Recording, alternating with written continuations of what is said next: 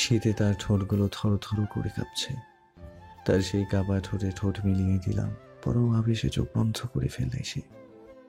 বৃষ্টির বেগ ক্রমশই বাড়ছে, সেই সাথে বাড়ছে ভালোবাসার গভীরতা। ফুল স্পিডে গাড়ি চালাচ্ছে নীরাত। একবার হাত ঘড়ির দিকে তাকালো। ঘড়ির কাঁটা 11টা ছুঁই ছুঁই। আকাশে মেঘ ডাকছে, হয়তো বৃষ্টি নামবে। মা হয়তো তার অপেক্ষায় এখনো না খেয়ে আছে। অফিসে একটা জরুরি মিটিং ছিল, নয়তো 10টার আগেই বাড়ি ফিরে সে। রাস্তা ফাঁকা, মানুষজন নেই তেমন এই রাস্তায়। আনমনে গাড়ি চালাতে চালাতেই হঠাৎই ব্রেক কষে সে। দ্রুত গাড়ি থেকে নামে। একটা গাড়ি অ্যাক্সিডেন্ট হয়ে পড়ে আছে রাস্তার পাশে, অথচ কেউ ধরেনি পর্যন্ত। অবশ্য এখানে মানুষজনও নেই। গাড়ির সামনে যায় নীরাত। ফোনের ফ্ল্যাশ লাইট জ্বালিয়ে দেখে একটা যুবক কিছুটা আহত, তবে মাথায় আঘাতের ফলে অজ্ঞান হয়ে গেছে। আর কিছু না ভেবে তাকে নিজের গাড়িতে নিয়ে হাসপাতালের দিকে ছুটে চলে সে। বারবার ভাইকে কল দিয়ে যাচ্ছে রৌদ্রি। এত দেরি তো হয় না ভাইয়ার বাসায় ফিরতে। ফোন রিং হচ্ছে ঠিকই, তবে ওপাশ থেকে রিসিভ হচ্ছে না।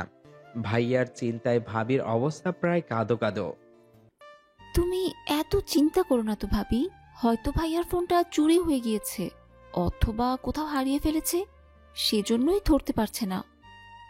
ভাবি এবার কেঁদেই দিল। হেঁচকি তুলে বলল, ফোন হারালে কি হয়েছে? এত দেরি তো ওর হয় না। ও তো অনেক আগেই চলে আসে। তোর কি মনে হয় ও এখন রাস্তায় রাস্তায় ফোন খুঁজে বেড়াচ্ছে? ভাবির কথার কি উত্তর দিবে বুঝতে পারে না রৌদ্রি। আরো কয়েকবার ফোন করে রিদানের ফোনে, কিন্তু না, এবারও রিসিভ হলো না। আমি বরং ম্যানেজার আঙ্কেলকে একটা কল দেই। দে, তাড়াতাড়ি দে। ম্যানেজারের নাম্বারে ডায়াল করার আগ মুহূর্তে রিদানের কল আসে। ভাইয়া ফোন দিয়েছে বলে দ্রুত রিসিভ করে রৌদ্রি। প্রচন্ড উৎকণ্ঠ নিয়ে বলে ওঠে রৌদ্রি, হ্যালো ভাইয়া, কোথায় তুমি? ফোন ধরছিলে না কেন? কখন আসবে? এত দেরি হচ্ছে কেন? ঠিক আছো তো তুমি ভাইয়া? একসাথে এতগুলো প্রশ্ন শুনে হকচকিয়ে যায় নীরাত। তবুও নিজেকে স্বাভাবিক রেখে বলে, আপনি একটু শান্ত হন মিস। আপনার নিজের ভাইয়ের ফোনে অন্য মানুষের গলা শুনে বেশ অবাক হয় রৌদ্রি। মুহূর্তেই রাগে ধপ করে জ্বলে ওঠে। এতক্ষণে উৎকণ্ঠ মিশ্রিত গলায় মুহূর্তেই রাগী ভাব চলে আসে। এই, কে আপনি? এই চোর নাকি? ভাইয়ার ফোন চুরি করেছেন তাই না? 1 মিনিট, আপনি আবার ভাইয়াকে কিডন্যাপ করেনি তো? হ্যাঁ? আরে কি সব উল্টাপাল্টা বকছেন আপনি? মিস্টার রিদান, মানে আপনার ভাইয়ের গাড়ি অ্যাক্সিডেন্ট হয়েছে। কি? ভাইয়া কোথায়? বলতে বলতে কথার মাঝেই কেঁদে দিল রৌদ্রি। মেয়েটার এমন হঠাৎ কান্নায় অপ্রস্তুত হয়ে গেল নীরাত। মেয়েটার কান্না শুনে কেন জানি প্রচন্ড খারাপ লাগছে ওর। সে নিজেও জানে না কেন। নরম গলায় বলল, কাঁদবেন না মিস, আপনার ভাইয়ের কিছু হয়নি, উনি ঠিক আছেন। আপনি বা ওনার ফ্যামিলি কেউ একটু হসপিটালে আসুন। হসপিটালে পৌঁছে তড়িঘড়ি করে দোতলায় ছুটল রৌদ্রি। ফোনের লোকটার কথা বলা কেবিনের সামনে এসে দাঁড়ায় সে। একটা লোক, না, লোক বলা উচিত নয়, একটা ছেলে দাঁড়িয়ে আছে উল্টো দিকে ঘুরে ফোনে কথা বলছে। সামনে এগোতেই কিছু কথা কানে এলো ওর। হ্যালো মা, তুমি খেয়ে নাও, আমার ফিরতে দেরি হবে। একটা জরুরি কাজে আছি, তুমি খেয়ে ঘুমিয়ে যাও, নয়তো কিন্তু অসুস্থ হয়ে পড়বে। ওষুধগুলো খেয়ে নিও মনে করে। ওপাশ থেকে কি বলল বুঝতে পারল না রৌদ্রি। আমি এসে খেয়ে নেব, তুমি ঘুমিয়ে যেও, জেগে থেকো না। এক্সকিউজ মি, আপনি কি ফোন দিয়েছিলেন? পিছন থেকে কারো মিষ্টি গলার ডাক শুনে ভ্রু উঁচিয়ে পিছনে ফিরে নীরাত। আচ্ছা রাখছি, শুভরাত্রি। বলে ফোনটা কেটে দেয়। সচেতন দৃষ্টিতে মেয়েটার দিকে তাকায়। মেয়েটার পরনে একেবারেই সাদামাটা একটা সালোয়ার কামিজ, মাথায় ওড়না দিয়ে ঘোমটা দেওয়া, গায়ের রং উজ্জ্বল শ্যামলা, চোখ দুটো লাল হয়ে আছে কান্না করার কারণে। জি, আমি ফোন দিয়েছিলাম। আপনার ভাইয়া কেবিনে আছে, ডক্টরের সাথে কথা হয়েছে আমার। তেমন গুরুতর কিছু হয়নি ওনার, মাথায় হালকা আঘাত পেয়েছে আর হাতে একটু কেটে গেছে, ব্যান্ডেজ করে দেয়া হয়েছে। আপনারা ভেতরে গিয়ে দেখা করে আসেন। জি আচ্ছা, ধন্যবাদ। ভাইয়ের সাথে দেখা করে ক্যাবিন থেকে বেরিয়ে এলো রৌদ্রি। ভাবি এখনো ভিতরে আছে। ডাক্তারের সাথে কথা বলছিল নীরাদ। রদ্রিকে বের হতে দেখে একবার তাকিয়ে আবারও কথায় মনোযোগী হয়। রদ্রি ধীর পায়ে যেয়ে নীরাদের পাশে দাঁড়ায়। লোকটাকে তখন কত কিছু বলেছে, অথচ এই লোকটাই ওর ভাইকে হসপিটালে নিয়ে এসেছে। নিজের মধ্যেই একটা অপরাধবোধ কাজ করছে। রদ্রিকে এভাবে দাঁড়িয়ে থাকতে দেখে নীরাদই বলে ওঠে। কিছু বলবেন? নীরাদের ডাকে ভাবনা থেকে বেরিয়ে আসে রদ্রি। আমতা আমতা করে সে কি বলবে বুঝে উঠতে পারে না। নীরাদ নিজ শব্দে হাসে। মেয়েটাকে বেশ স্বাভাবিক লাগছে এখন। আপনার ভাইয়াকে বাড়িতে নিয়ে যেতে পারবেন, ঠিকমতো যত্ন নিলেই সুস্থ হয়ে যাবে। আর এই যে, এটা নিন। বলে একটা প্যাকেট বাড়িয়ে দিল রদ্রির দিকে। রদ্রি প্যাকেটটা নিয়ে জিজ্ঞাসু দৃষ্টিতে তাকালো। এটার মধ্যে মেডিসিন আছে, সাথে প্রেসক্রিপশনও। টাইমলি খাইয়ে দেবেন। এবার আরো একটু কাঁচুমাচু হয়ে যায় রদ্রি। এই অসম্ভব ভালো লোকটাকে সে কিনা চোর বলে দিল। আসলে তখনকার কথায় আমি কিছু মনে করিনি। আপনি নিতান্তই বাচ্চা মেয়ে, না বুঝে বলে ফেলেছেন। বাচ্চাদের কথা ধরতে নেই, সো ইটস ওকে। বলে একটা মিষ্টি হাসি দিল নীরাদ। হাসিটা মিষ্টি হলেও রদ্রির কাছে সেটা গা জ্বালানো মনে হলো। লোকটা তাকে ঠান্ডা মাথায় অপমান করে দিল। আপনার আমাকে বাচ্চা মনে হচ্ছে? আপনি কি নিজেকে কোনোভাবে বয়স্ক প্রমাণ করতে চান? ওকে ফাইন, যান, আপনি বাচ্চা নন, একজন বয়স্ক মহিলা। এবার খুশি? রাগে এবার কান্না পেয়ে গেল রদ্রির। নীরাদ আবারও অপ্রস্তুত হয়ে যায়। মেয়েটা কখন কি করে বোঝা যায় না। যখন তখন কান্না করে, রেগে যায়, আবার স্বাভাবিক হয়ে যায়। সে তো একটু মজা করছিল, কিন্তু মেয়েটা যে সিরিয়াসলি নেবে সেটা বুঝতেই পারে নাই। আরে আমি মজা করছিলাম। আপনি কাঁদছেন কেন? কাঁদবেন না প্লিজ। কাঁদলে কিন্তু আপনাকে সত্যিই বাচ্চা মনে হবে। জোর গলায় চেঁচিয়ে ওঠে রদ্রি। কাঁদছি না আমি। বলে কেবিনের দিকে হনহন করে হেঁটে যায়। রদ্রির পিছে পিছেই কেবিনে ঢুকে নীরাদ। রিদানকে উদ্দেশ্য করে বলে। চলুন, আপনাদের বাসায় পৌঁছে দিয়ে আসি। রিদান কিছু বলতে যাবে তার আগেই রদ্রি বলল। আমরা একাই যেতে পারবো।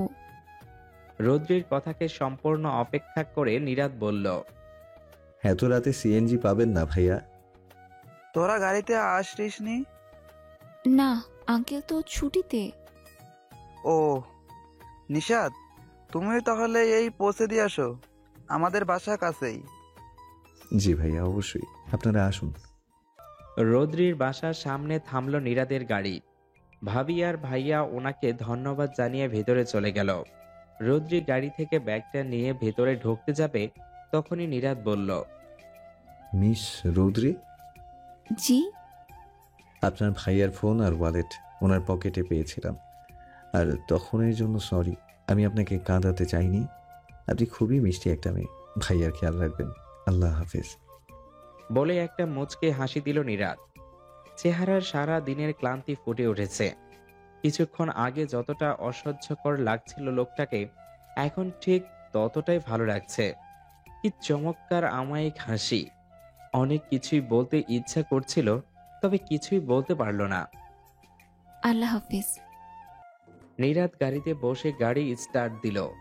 রদ্রিও ভেতরে ঢুকে গেট লাগিয়ে দিল। এটাই কি শেষ দেখা, নাকি কেবলই শুরু? আকাশে এখনো মেঘ ডাকছে, হয়তো জানান দিচ্ছে শুভ সূচনার। সকালে ভাইকে নাস্তা খাইয়ে দিচ্ছিল রদ্রি। ভাবি রান্না করছে রান্নাঘরে। কালকে তো অনেক কষ্ট হয়েছিল বোন, তোর ভাবি প্রেগনেন্ট, এই অবস্থা ওকে নিয়ে হাসপাতালে গিয়েছি, তারপর গাড়ি ছিল না। কি যে বলো না, তুমি হসপিটালে আর আমরা কি বাসায় বসে থাকবো নাকি? বাদ দাও তো এসব। তোমার ব্যথা কমেছে? কমছে। কালকে নিশার ছেলেটা না থাকলে যে কি হতো, ও ঠিক সময়ে না আসলে ওখানে পড়ে থাকতাম আমি। ভীষণ ভালো ছেলেটা, পাশের এলাকায় থাকে। তোকে এই ফোন দিয়ে জানিয়েছিল না? এখন ওষুধগুলো খাও তো ভাইয়া। রদ্রি ওষুধগুলো নিয়ে পানি খাইয়ে দিচ্ছিল রিদানকে। তখনই ফোন বেজে উঠল। ফোনের দিকে তাকিয়ে প্রচন্ড বিরক্তি লাগলেও ভাইয়ের সামনে তা প্রকাশ করল না। মুখে একটা কৃত্রিম হাসি ফুটিয়ে ফোনটা হাতে নিল। ফারহান ফোন করছে? হুম। যা তুই ঘরে যে কথা বল বোন। আমি একটু ঘুমাবো। আচ্ছা। ঘরে এসে দরজা লাগিয়ে দিল রুদ্রি। ফোনটা এখনো অনবরত বেজেই চলেছে। লোকটার সাথে কথা বলতে হবে ভেবেই অসহ্য লাগছে। হ্যালো, আসসালামু আলাইকুম। ওয়ালাইকুম আসসালাম। কেমন আছো জান? দেখুন, আপনাকে আমি এসব বলতে মানা করেছি। আপনার সাথে এখনো বিয়ে হয়নি যে আপনি আমাকে জান ডাকবেন। রাগ করছো কেন জান? বিয়ে হয়নি কিন্তু হয়ে তো যাবে, এবং খুব শীঘ্রই। অসহ্যকর। কথাটা আস্তে বললেও ফোনের এপাশ থেকে ফারহান ঠিকই শুনে ফেলল। এই অসহ্যকর মানুষটাকেই তোমার আজকে সারাটা বিকাল সহ্য করা লাগবে। So be prepared. কথাটা শুনে ভ্রু কুঁচকে এলো রুদ্রির। খানিকটা অবাক হয়ে বলল, মানে? মানে দেখা করছি আমরা, তোমাকে নিতে আসবো বিকেলে। রেডি হয়ে থেকো। ইম্পসিবল। আমি যেতে পারবো না, সরি। কেন? ভাইয়া ভাবির অনুমতি না নিয়ে আমি কোথাও যাব না। তোর ভাবির থেকে পারমিশন নিয়েই আমি তোমাকে বলেছি। এরপর নিশ্চয়ই তোমার কোনো সমস্যা থাকার কথা না। রুদ্রি কিছুক্ষণ চুপ থেকে অনুরোধের স্বরে বলল, প্লিজ, আজকে না। আমি আর কোনো কথা নয়, বিকেলে যেন লেট না হয়। I just need you today. খট করে কেটে গেল ফোনটা। ঠাস করে ফোনটা ছুঁড়ে মারল রুদ্রি। খুব করে কান্না পাচ্ছে ওর, খুব। রুদ্রির বয়স যখন 6 বছর, তখনই ওর বাবা মারা যায় হার্ট অ্যাটাকে। বাবার মৃত্যুর শোকের 7 দিনের মাথায় ওর মাও স্ট্রোক করে। এতিম হয়ে যায় 2 ভাই বোন। তারপর কয়েক বছর চাচাদের সাথে নিজেদের বাড়িতেই ছিল। ধীরে ধীরে রিদান নিজের বিজনেস দাঁড় করায়। সেই ভিত্তিতেই আজ সে সফল বিজনেসম্যান। বর্তমানে ওরা যে বাসায় থাকে সেটা রিদান নিজের টাকায় কিনেছে। ওদের বাবা যখন মারা যায় তখন ওদের বাসায় জমি জমা নিয়ে বেশ ঝামেলা চলছিল। কয়েকবার ওর চাচাদের সাথে ঝগড়াও হয়েছিল ওর বাবার। এর মধ্যেই হঠাৎ ওর বাবার অ্যাট্রাক হয়। ডাক্তার বলেছিল অতিরিক্ত টেনশনের কারণে অ্যাট্রাক হয়েছিল। তখন থেকে রিদান বাবা মারা যাওয়ার পিছনে ওর চাচাদের দায়ী করে। ওর ধারণায় এই সম্পত্তিজনিত কারণেই ওর বাবা টেনশনে ছিল।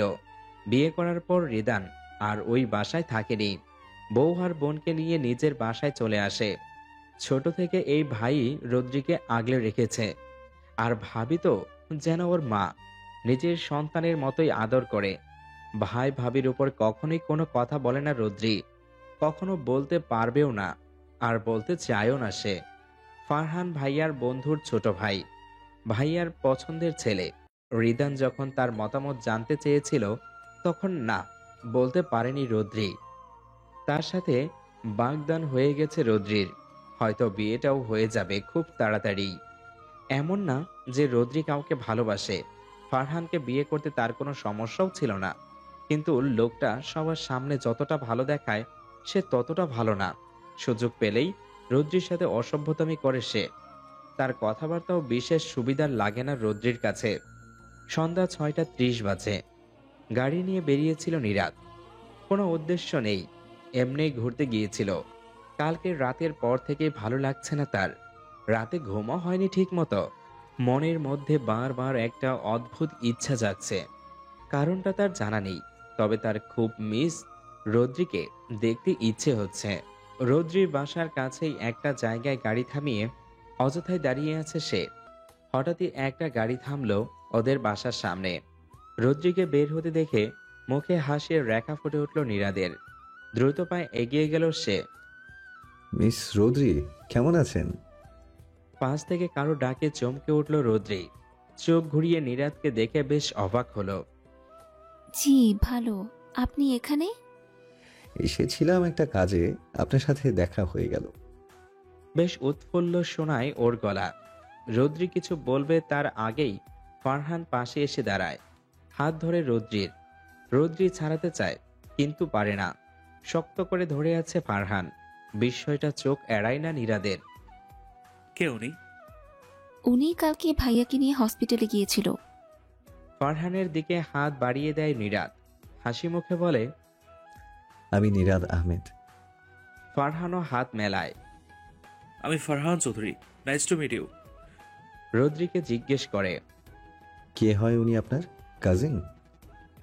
না, আমার বাগদত্তা। রৌদ্রের মুখে বাগদত্তার শব্দটি শুনে কিছু সময়ের জন্য নির্বাক হয়ে গেল নীরাদ। তারপর নিজেকে সামলে নিয়ে একটা ভদ্রতার হাসি দিয়ে বলল, ও, কংগ্রাচুলেশনস। বিয়ে কবে আপনাদের? নীরাদের প্রশ্ন শুনে রৌদ্রীকে আরো কাছে টেনে নিল ফারহান। রৌদ্রের অস্বস্তি বোধটা খুবই সূক্ষ্মভাবে পর্যবেক্ষণ করলো নীরাদ। মেয়েটা কেমন যেন উসখুস করছে, কিন্তু কেন? সেটা হতে এখনো দেরি নীরজ সাহেব। তার অনার্স শেষ হওয়ার আগেই সে কিছুতেই বিয়ে করবে না। উত্তরে মৃদু হাসল নীরাদ। বিদায় নিয়ে গাড়িতে উঠে বসল। সিটে হেলান দিয়ে চোখ বুজে রইল। মাথায় শুধু রৌদ্রির বলা আমার বাগদত্তা কথাটাই ঘুরছে। উনি অন্য কারো ব্যাপারটা ভাবতেই মনটা বিষিয়ে উঠছে। ফারহানের প্রতি রৌদ্রের আচরণও তাকে ভাবিয়ে তুলছে। মেয়েটা কি বিয়েতে মত নেই, নাকি শুধু সেই সামনে ছিল বলেই লজ্জা পাচ্ছিল? ঘরে এসে ক্লান্ত ভঙ্গিতে বিছানায় গা এলিয়ে দিল রৌদ্রী। বালিশে মুখ গুজে কিছুক্ষণ পড়ে রইল। লোকটার সামনে কি একটা লজ্জাকর পরিস্থিতিতে পড়েছিল কিছুক্ষণ আগে। ফরহান কিভাবে ধরেছিল তাকে? ওনার সামনে কিছু বলতেও পারছিল না। দরজা ঠেলে মায়ের রুমে ঢুকলো নীরাদ। মনিরা আহমেদ তখন এক মনে তবজি গুনছিল। দরজা খোলার শব্দ শুনে মুখ তুলে তাকালো সে। নীরাদকে দেখে খুশি হলেও পরক্ষণেই মুখে চিন্তার ছাপ ফুটে উঠল তার। ছেলেকে কেমন যেন বিষণ্ণ লাগছে। চোখগুলো লাল হয়ে আছে, চুল উস্কো খুস্কো। আসবো মা? ছেলের ডাকে ধ্যান ভাঙল তার। আয় বাবা। ধীর পায়ে মায়ের পাশে যেয়ে বসল নীরাদ।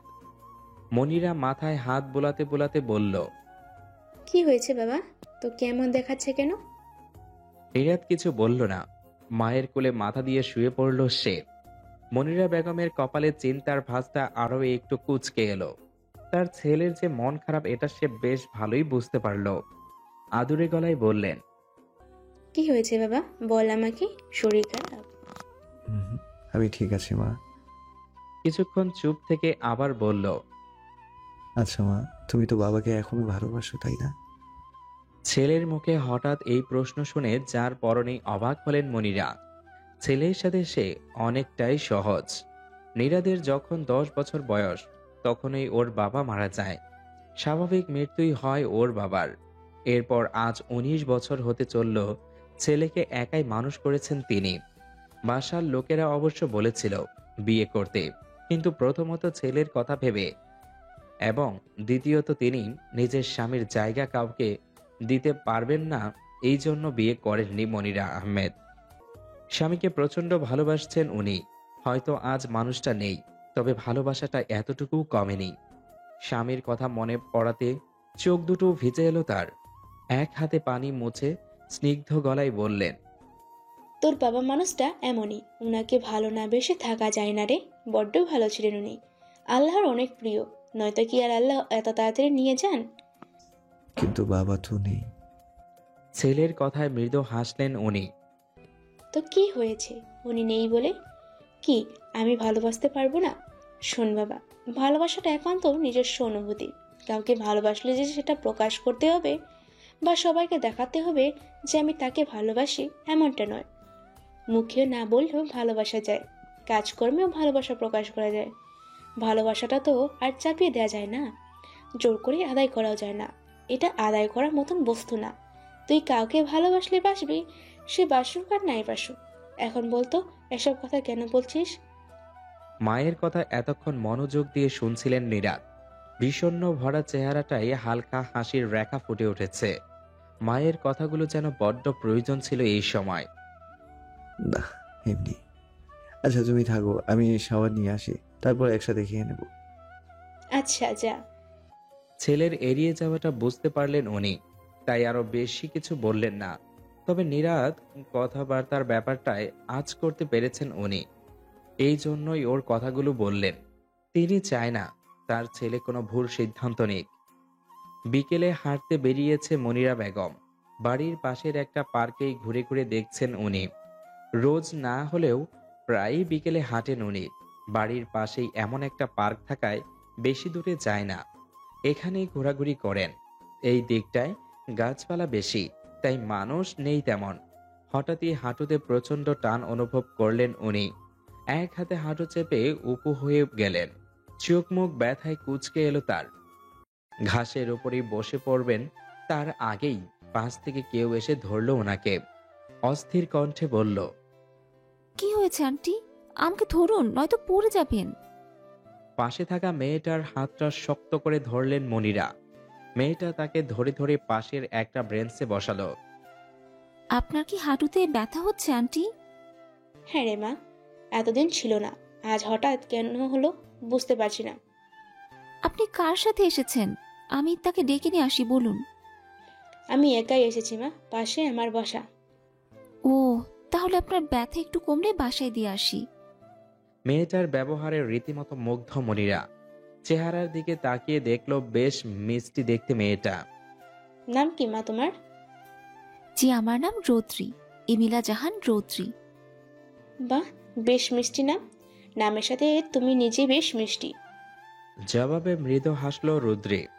মহিলাটার মিষ্টি মেয়ে কথাটা শুনে নীরাদের প্রথম দিন বলা আপনি খুব মিষ্টি একটা মেয়ে কথাটা মনে পড়ে গেল রৌদ্রির। মনিরা বেগমকে বাসায় নিয়ে এসেছে রৌদ্রি। গাড়িতে উঠতে কষ্ট হবে বলে হাত ধরে ধরেই নিয়ে এসেছে ওনার বাসায়। আসার পথে সারাক্ষণই উনি এটা ওটা জিজ্ঞেস করছে। অনেক মিশুক, মহিলা বেশ বিয়োবান। বাড়িঘর দেখলেই বোঝা যায়। বাসায় বেল বাজাতেই একজন বয়স্ক মহিলা দরজা খুলে দিল। কাজের লোক হবে হয়তো। মনিরাকে সোফায় বসিয়ে দিল রৌদ্রি।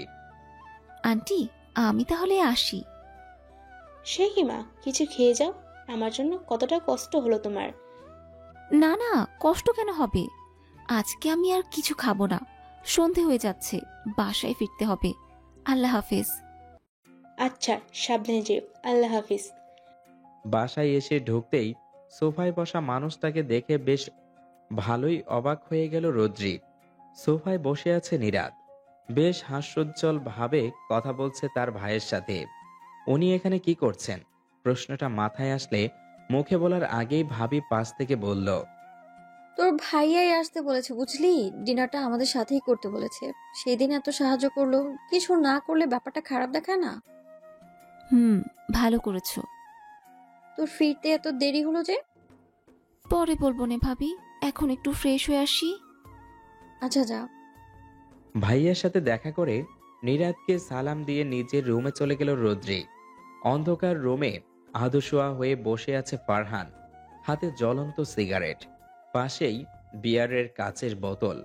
আজকাল এসবে তার নেশা হয় না। বোতলের পর বোতল বিয়ার খেয়েও মাতাল হয় না সে। তার চোখ মুখে শুধু একটাই নেশা, আর সেটা হলো রৌদ্রির নেশা। রৌদ্রিকে কাছে পাওয়ার নেশা সে কিছুতেই কাটাতে পারে না। গত 1 বছর থেকে রৌদ্রিকে নানাভাবে কাছে পাওয়ার চেষ্টা করেছে সে, কিন্তু সব চেষ্টাই বিফল গেছে। মেয়েটা অনেক ঘাড়তেরা, সামান্য ছুঁয়ে দিলে এত রাগের কি আছে বুঝতে পারে না সে। বিছানায় না হয় বিয়ের পরেই যাবে। টেবিলে হরেক রকমের খাবার সাজানো। নীরাদ বসে আছে চুপ করে। ভাবির কথায় মনে হচ্ছে সে এগুলো সব নীরাদকে খাইয়ে ছাড়বে। রৌদ্রি কোথায় মীরা? রিদানের প্রশ্নে মুখ তুলে তাকায় মীরা। ব্যস্ত কণ্ঠে বলে, ডেকেছি, চলে আসবে। মীরার কথা শেষ হতে না হতেই সিঁড়ি বেয়ে নিচে নামে রৌদ্রি। নীরাদ কয়েক সেকেন্ড পলকহীন তাকিয়ে চোখ নামিয়ে নিল। একটা মেয়েকে সাধারণভাবেই এতটা অসাধারণ কিভাবে লাগে? এর আগে যে 2 দিন দেখা হয়েছিল তখন রৌদ্রির মাথায় ঘোমটা দেওয়া ছিল, কিন্তু আজ নেই। চুলগুলো হাত খোপা করা। নীরাদের একেবারেই সামনের চেয়ারটায় বসেছে রৌদ্রি। রৌদ্রির পাশে মীরা। টুকটাক কথা হচ্ছে তাদের মাঝে। মীরা বারবার উঠে এটা ওটা দিচ্ছে নীরাদের প্লেটে। রৌদ্রি এক মনে খাচ্ছে। খাওয়ার সময় কথা তার পছন্দ নয়। হঠাৎই নীরাদ বলে উঠল, আপনার বোন তো আমাকে রীতিমতো চোরই বানিয়ে দিয়েছিল ভাইয়া। রৌদ্রের স্থির দৃষ্টিতে নীরাদের চোখে চোখ রাখে। লোকটার চোখে দুষ্টামি খেলা করছে, মুখে প্রশস্ত হাসি। কি বলো রৌদ্রি, নীরাদকে তুই চোর বলছিস? রৌদ্রির রাগী দৃষ্টির নিক্ষেপ নীরাদের দিকে। আমি কি জানতাম নাকি যে তুমি হসপিটালে? একজনের ফোনে অন্য কারো কণ্ঠ শুনে তো যে কেউ চোর ভাবাটাই খুব স্বাভাবিক, তাই নয় কি? শব্দ করে হেসে ওঠে রিদান ও মীরা। ও একটু বাচ্চামো স্বভাবের, তুমি কিছু মনে করো না। হ্যাঁ, সেটা তো আগেই বুঝেছি। নীরাদ, তুমি তো কিছুই নিচ্ছ না।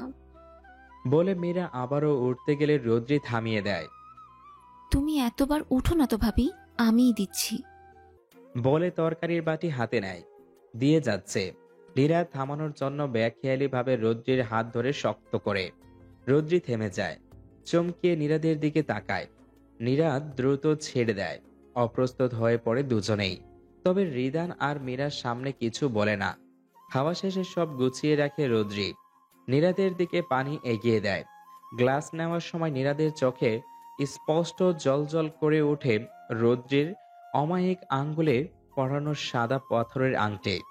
মনে মনে দীর্ঘ শ্বাস ছাড়ে সে।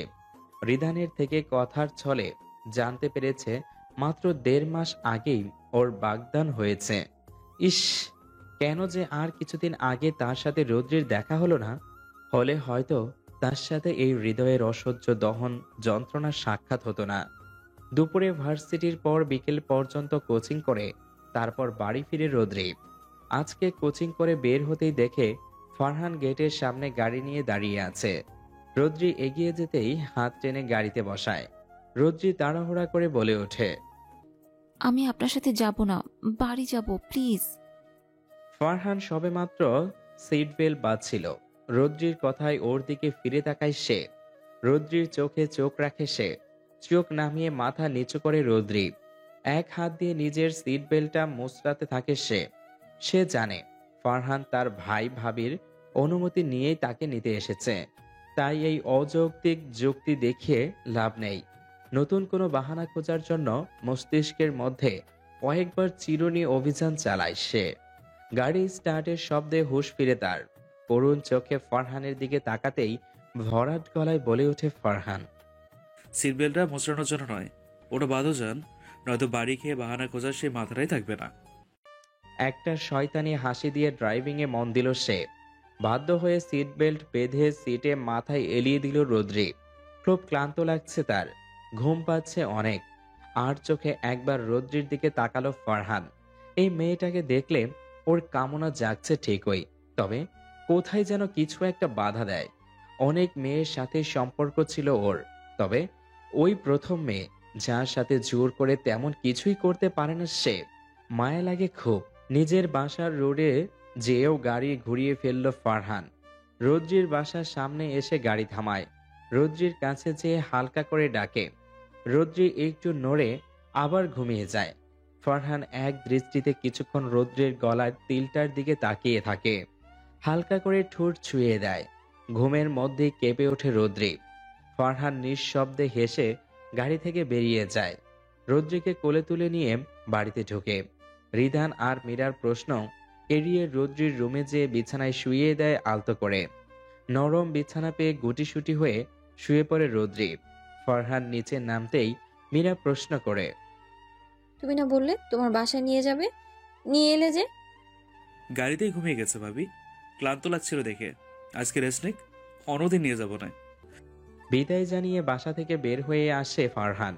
ওকে ঘুমাতে দেখে যে শান্তিটা লাগছে সেটা জোর করে বাসায় নিয়ে যাওয়ার মধ্যে পেত না সে।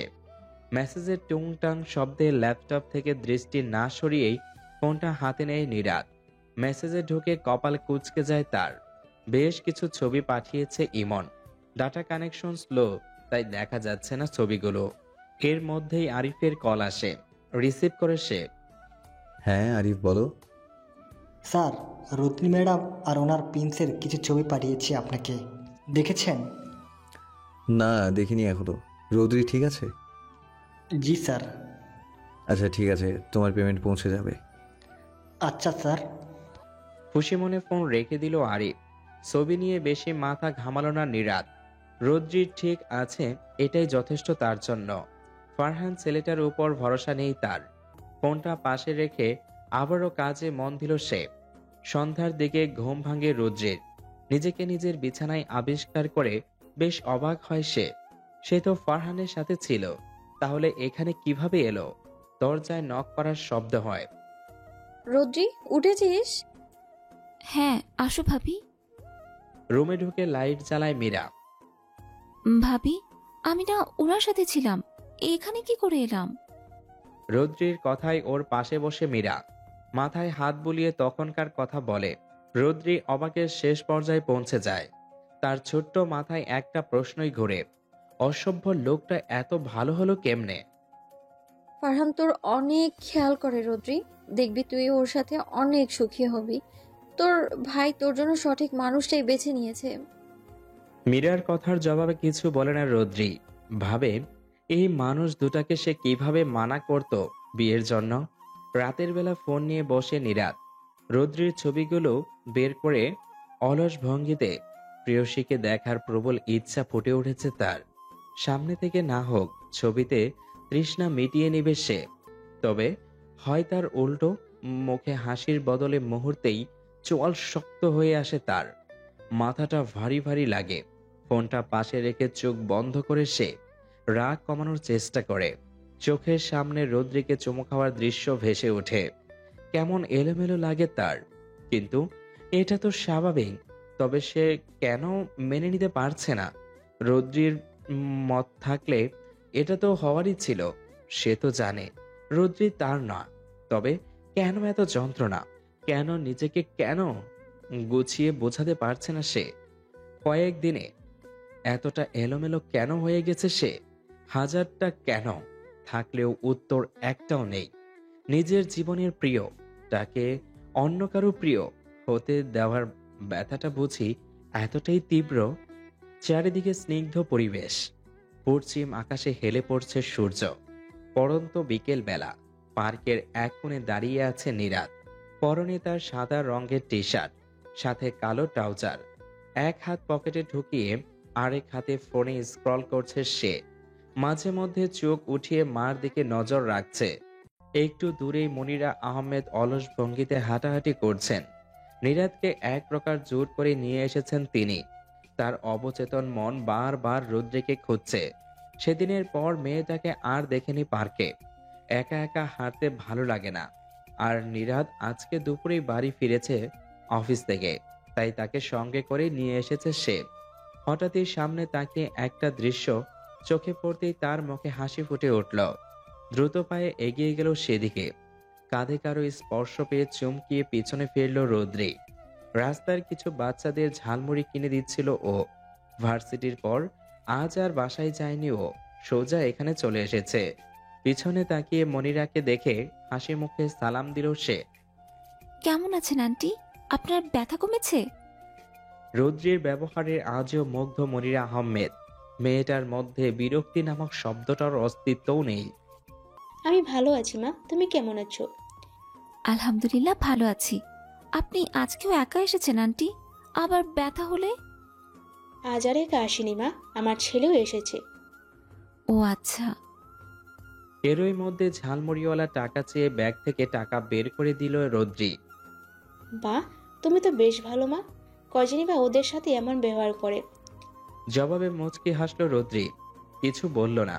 নিজের প্রশংসা শুনলে ওর কেমন যেন অস্বস্তি লাগে। পরিচিত পুরুষালী কণ্ঠে ধ্যান ভাঙে ওর। সামনে নিরাতকে দেখে বেশ অবাক হয়। নিরাত এক দৃষ্টিতে তাকিয়ে আছে রৌদ্রির দিকে। আজকে 2 দিন পর রৌদ্রির সামনাসামনি দেখলো ও। এতক্ষণে বিরক্তিকর মেজাজটাও কেমন ফুরফুরে হয়ে গেছে। মিস রৌদ্রি, আপনি এখানে? রৌদ্রি কিছু বলবে তার আগেই মনিরা আহমেদ বললেন, তুই ওকে চিনিস নিরান? ওই তো সেদিন আমাকে বাসায় পৌঁছে দিয়েছিল। উনি আপনার মা? ব্যাপারটা বুঝতে কয়েক সেকেন্ড লাগলো নিরাদের। মা সেদিন তাকে একটা মেয়ের কথা বলেছিল, কিন্তু সেটা যে রৌদ্রি তা তো আর সে জানতো না। জি, অনেক ধন্যবাদ আপনাকে সেদিন মাকে সাহায্য করার জন্য। না না, ঠিক আছে।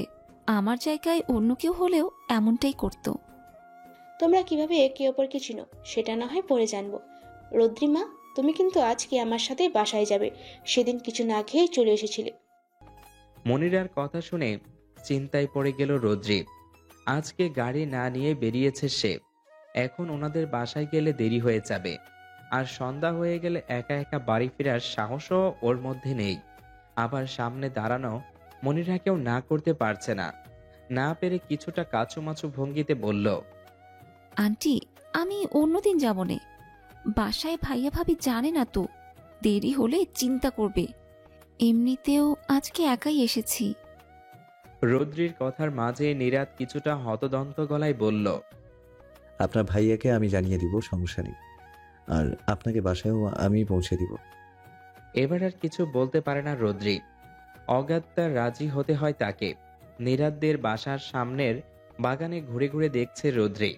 বাসার এক পাশে এত বড় বাগানটা সেদিন তাড়াহুড়ায় খেয়ালই করেনি সে। ঠোঁটে প্রশস্ত হাসি নিয়ে বিস্মিত নয়নে ফুলগুলো দেখছে সে। বড় বড় রক্তলাল রঙের গোলাপ ফুটে উঠেছে এক পাশে। আরো অনেক রকম ফুলের গাছও আছে, তবে লাল গোলাপের প্রতি তার একটা আলাদা আকর্ষণ কাজ করে।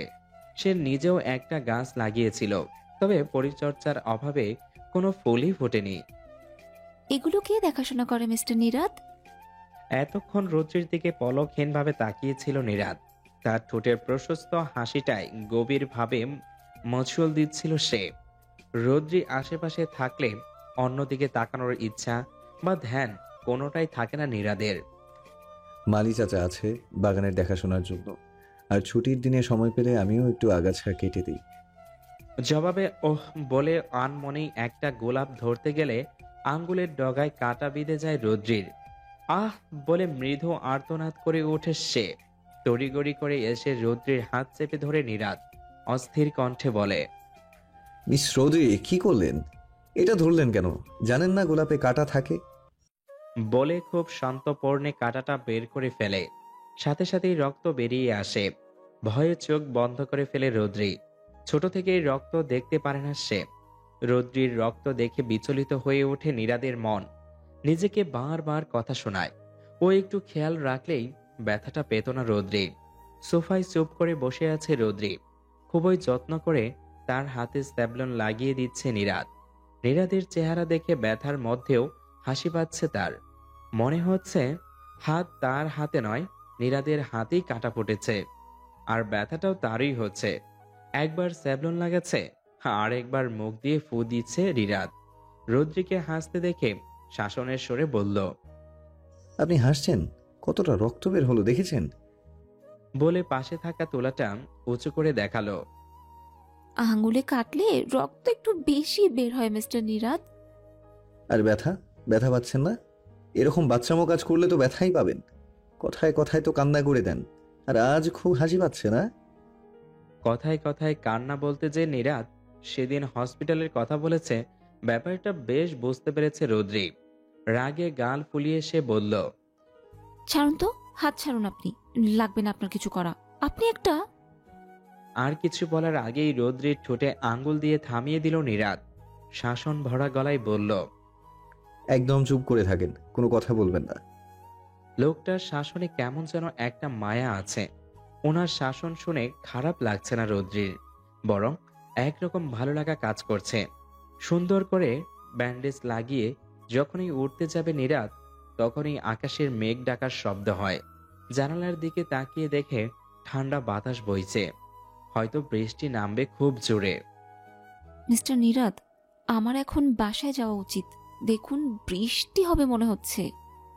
আচ্ছা ঠিক আছে, আপনি আসুন, আমি গাড়ি বের করছি। মাঝপথে বৃষ্টি নেমে গেছে। বৃষ্টিতে রাস্তাঘাট প্রায় ফাঁকা। এতক্ষণ গাড়ির জানালা খুলে বাইরে তাকিয়েছিল রৌদ্রি। শীতল বাতাসে কেঁপে উঠছিল মাঝে মাঝে। নীরাদ জানালা বন্ধ করতে বললেও সে করেনি। বৃষ্টি শুরু হওয়ার পরও জানালা খোলা রাখায় পানির ছাট এসে ভিজিয়ে দিচ্ছে রৌদ্রিকে। মিস রৌদ্রি, এবার জানালাটা বন্ধ করেন, ভিজে যাচ্ছেন তো। নীরাদের কথায় রৌদ্রির কোনো হেলদোল নেই। বাধ্য হয়ে নীরাদ নিজেই কিছুটা ঝুঁকে যায় রৌদ্রির দিকে। এক হাতে সুইচ চেপে জানালাটা লাগিয়ে দেয়। বিরক্তি নিয়ে মুখ ঘোরাতেই নীরাদকে এতটা কাছে পেয়ে হকচকিয়ে যায় রৌদ্রি। সাথে সাথেই সরে নিজের সিটে বসে পড়ে নীরাদ। কিছু না বুঝেই ফট করে বলে ওঠে রৌদ্রি, আপনি এত আনরোম্যান্টিক কেন? কই বৃষ্টি উপভোগ করবেন, তা না করে জানলাটা বন্ধ করে দিলেন। প্রশ্নটা করে নিজেই বেকুব হয়ে যায় রৌদ্রি। ছি, এটা কি বলল সে? বেশ লজ্জা পায় সে। রৌদ্রির প্রশ্নে হেসে দেয় নীরাদ। ব্যাপারটা সহজ করে দেয় রৌদ্রির জন্য।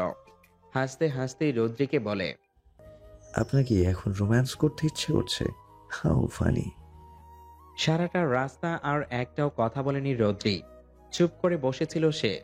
নীরাদও কিছু বলেনি। দুজনের মাঝেই কেমন একটা জড়তা, অস্বস্তিকর দেওয়াল। যতবারই এই দেয়াল ভাঙতে চায় নীরাদ, ততবারই রদ্রির হাতের জলজল করা আংটিটা তার অন্য কারো হওয়ার জানান দেয়। বৃষ্টির বেগ বাড়ছে, ভিজিয়ে দিচ্ছে পুরো শহর, ধুয়ে মুছে সতেজ হয়ে যাচ্ছে প্রকৃতি। এভাবেই যদি তাদের মধ্যেকার জড়তাটা মুছে ফেলতে পারত এই বৃষ্টি। সময় গড়িয়ে চলেছে। সেদিনের পর রদ্রি ভেবেছিল ফারহান হয়তো আর অসভ্য আচরণ করবে না তার সাথে, কিন্তু তার ধারণাকে ভুল প্রমাণ করে ফারহান তার আচরণে বহাল আছে। কারণে অকারণে সুযোগ পেলেই রদ্রিকে বাজেভাবে ছুঁয়ে দেয় সে। ব্যাপারটা একদমই সহ্য হয় না রদ্রির, কিন্তু ভাই ভাবির কথা ভেবে কিছু প্রকাশ করে না সে। সন্ধ্যাবেলা নিজের রুমে রেডি হচ্ছিল রদ্রি। আজ রাতে ফারহানের সাথে একটা পার্টিতে যেতে হবে তাকে। নামি দামি বিজনেসম্যানরা আসবে সেখানে, তাই ফারহানকেও ইনভাইট করা হয়েছে। তাই রদ্রিকেও যেতে হবে তার সাথে। সে মানা করছিল, কিন্তু ফারহানের কথার সাথে পেরে ওঠেনি। বাধ্য হয়ে রাজি হতে হয় তাকে। একটু পরেই তাকে নিতে আসবে ফারহান। মেরুন কালারের একটা থ্রি পিস পরেছে রদ্রি, চুলগুলো ছাড়া, তবে মাথায় ঘোমটা দেওয়া ওড়না দিয়ে। ঠোঁটে গাঢ় লিপস্টিক আর চোখে কাজল ছাড়া আর কোনো সাজগোজ নেই, তবে এতেই যেন অদ্ভুত সুন্দর লাগছে তাকে। রদ্রির গায়ের রং ফর্সা না, সে উজ্জ্বল শ্যামলা, সেজন্যই বোধহয় মেরুন রংটা বেশি মানিয়েছে। রদ্রির হাত ধরে গাড়িতে বসালো ফারহান। রদ্রির পাশে বসে ড্রাইভারকে গাড়ি স্টার্ট দিতে বলল। ফারহান বসতেই রদ্রি একটু চেপে গেল। তোমাকে তো আজ খুব হট দেখাচ্ছে স্যার। আজ কিছু করে ফেললে কিন্তু আমাকে দোষ দিতে পারবে না। বলেই বাঁকা হাসলো ফারহান। ফারহানের কথায় বুক কেঁপে উঠল রদ্রের।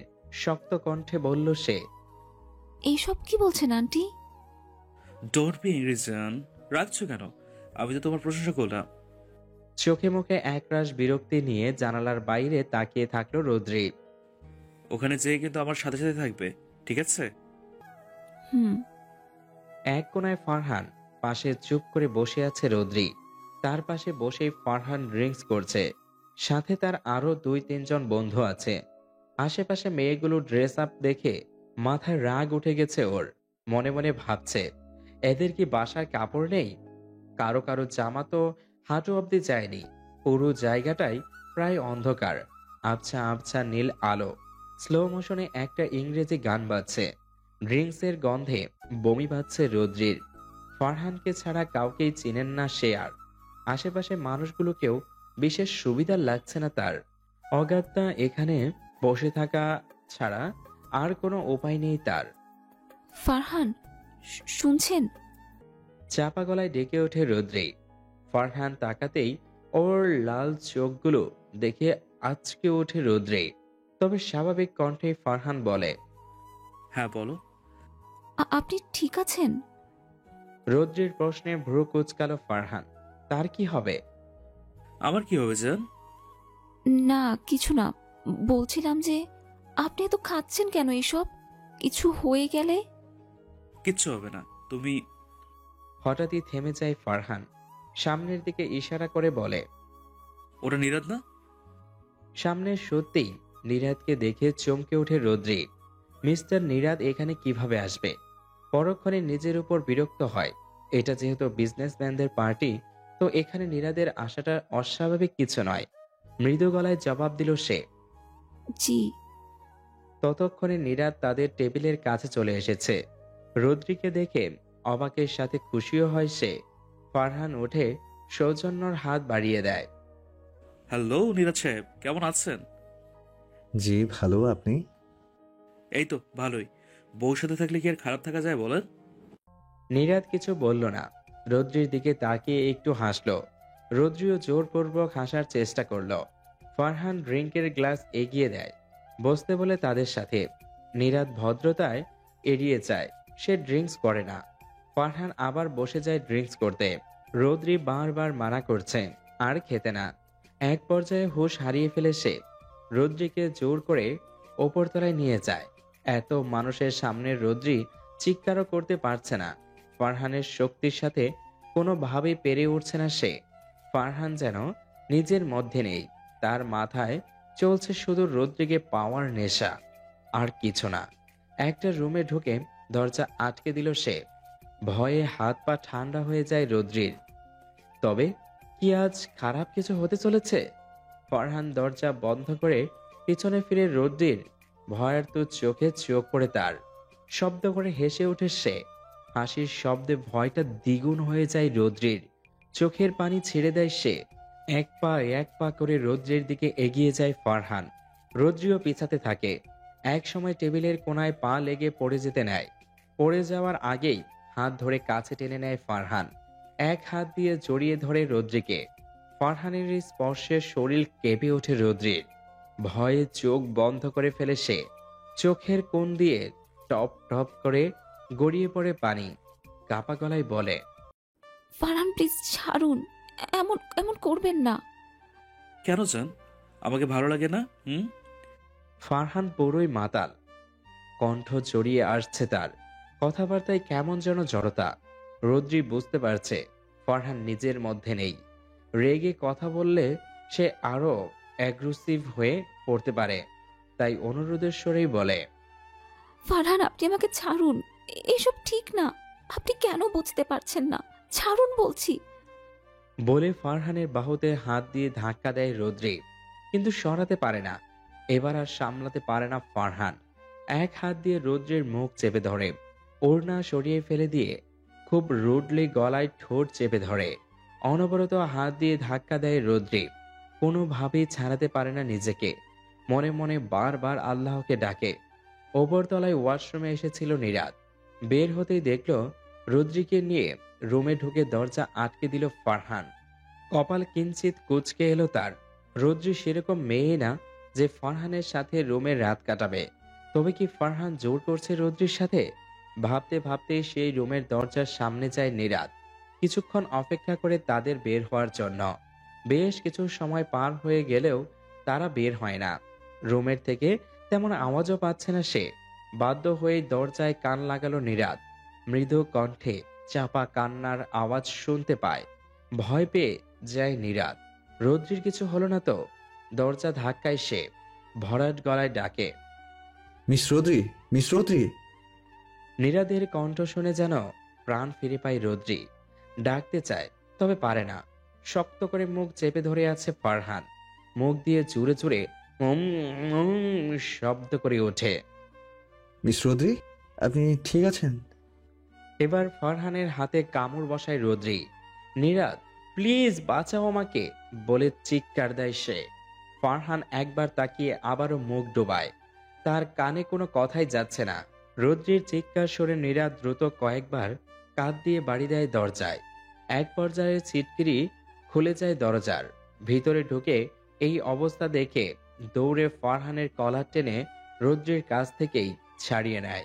রাগে কপালের রগগুলো ফুলে উঠেছে নীরাদের। ফারহানের নাক বরাবর একটা ঘুষি মারতেই নাক দিয়ে রক্ত বেরিয়ে আসে। এমনি মাতাল ছিল, তার উপর আঘাত পেয়ে অজ্ঞান হয়ে মেঝেতে পড়ে যায় ফারহান। আবারও ফারহানকে মারার জন্য হাত বাড়াতেই আচমকা রদ্রি শক্ত করে জড়িয়ে ধরে নীরাদকে। নীরাদের বুকে মাথা রেখে পিঠের দিকের শার্ট খামচে ধরে জোরে শব্দ করে কান্না করে দেয়। অস্থির হয়ে ওঠে নীরাদ। রদ্রির কান্না সহ্য হয় না তার। মেয়েটার মনের অবস্থা বুঝতে পারছে সে। রদ্রিকে জড়িয়ে ধরতে গিয়েও ধরে না। আলতো করে মাথায় হাত বুলিয়ে দেয়। কান্নার বেগ আরো বেড়ে যায়। এখনো মাথায় হাত বুলিয়ে দিচ্ছে নীরাদ। মিস রৌদ্রি, শান্ত হন। আপনি ঠিক আছেন তো? কিছু হয়নি? কাঁদতে কাঁদতে হেঁচকে তুলে রদ্রি। থেমে থেমে বলল, আপনি আপনি না থাকলে তো। আচ্ছা, আমি আছি তো। কান্না থামান, ভয়ের কিছু নেই। রদ্রিকে আলতো করে নিচের থেকে ছাড়িয়ে নেয় নীরাদ। কেউ এই অবস্থা দেখে ফেললে ব্যাপারটা খারাপ দেখাবে। মেঝে থেকে ওড়নাটা তুলে রদ্রির হাতে দেয়। দ্রুত গায়ে জড়ায় রদ্রি। মনে মনে আল্লাহর কাছে 1000 বার কৃতজ্ঞতা প্রকাশ করে নীরাদকে পাঠানোর জন্য। চোখের কাজল লেপটে গেছে, লিপস্টিক ছড়িয়ে গেছে। কাঁদতে কাঁদতে চোখ ফুলিয়ে ফেলেছে রদ্রি। পকেট থেকে রুমাল বের করে এগিয়ে দেয় রদ্রির দিকে।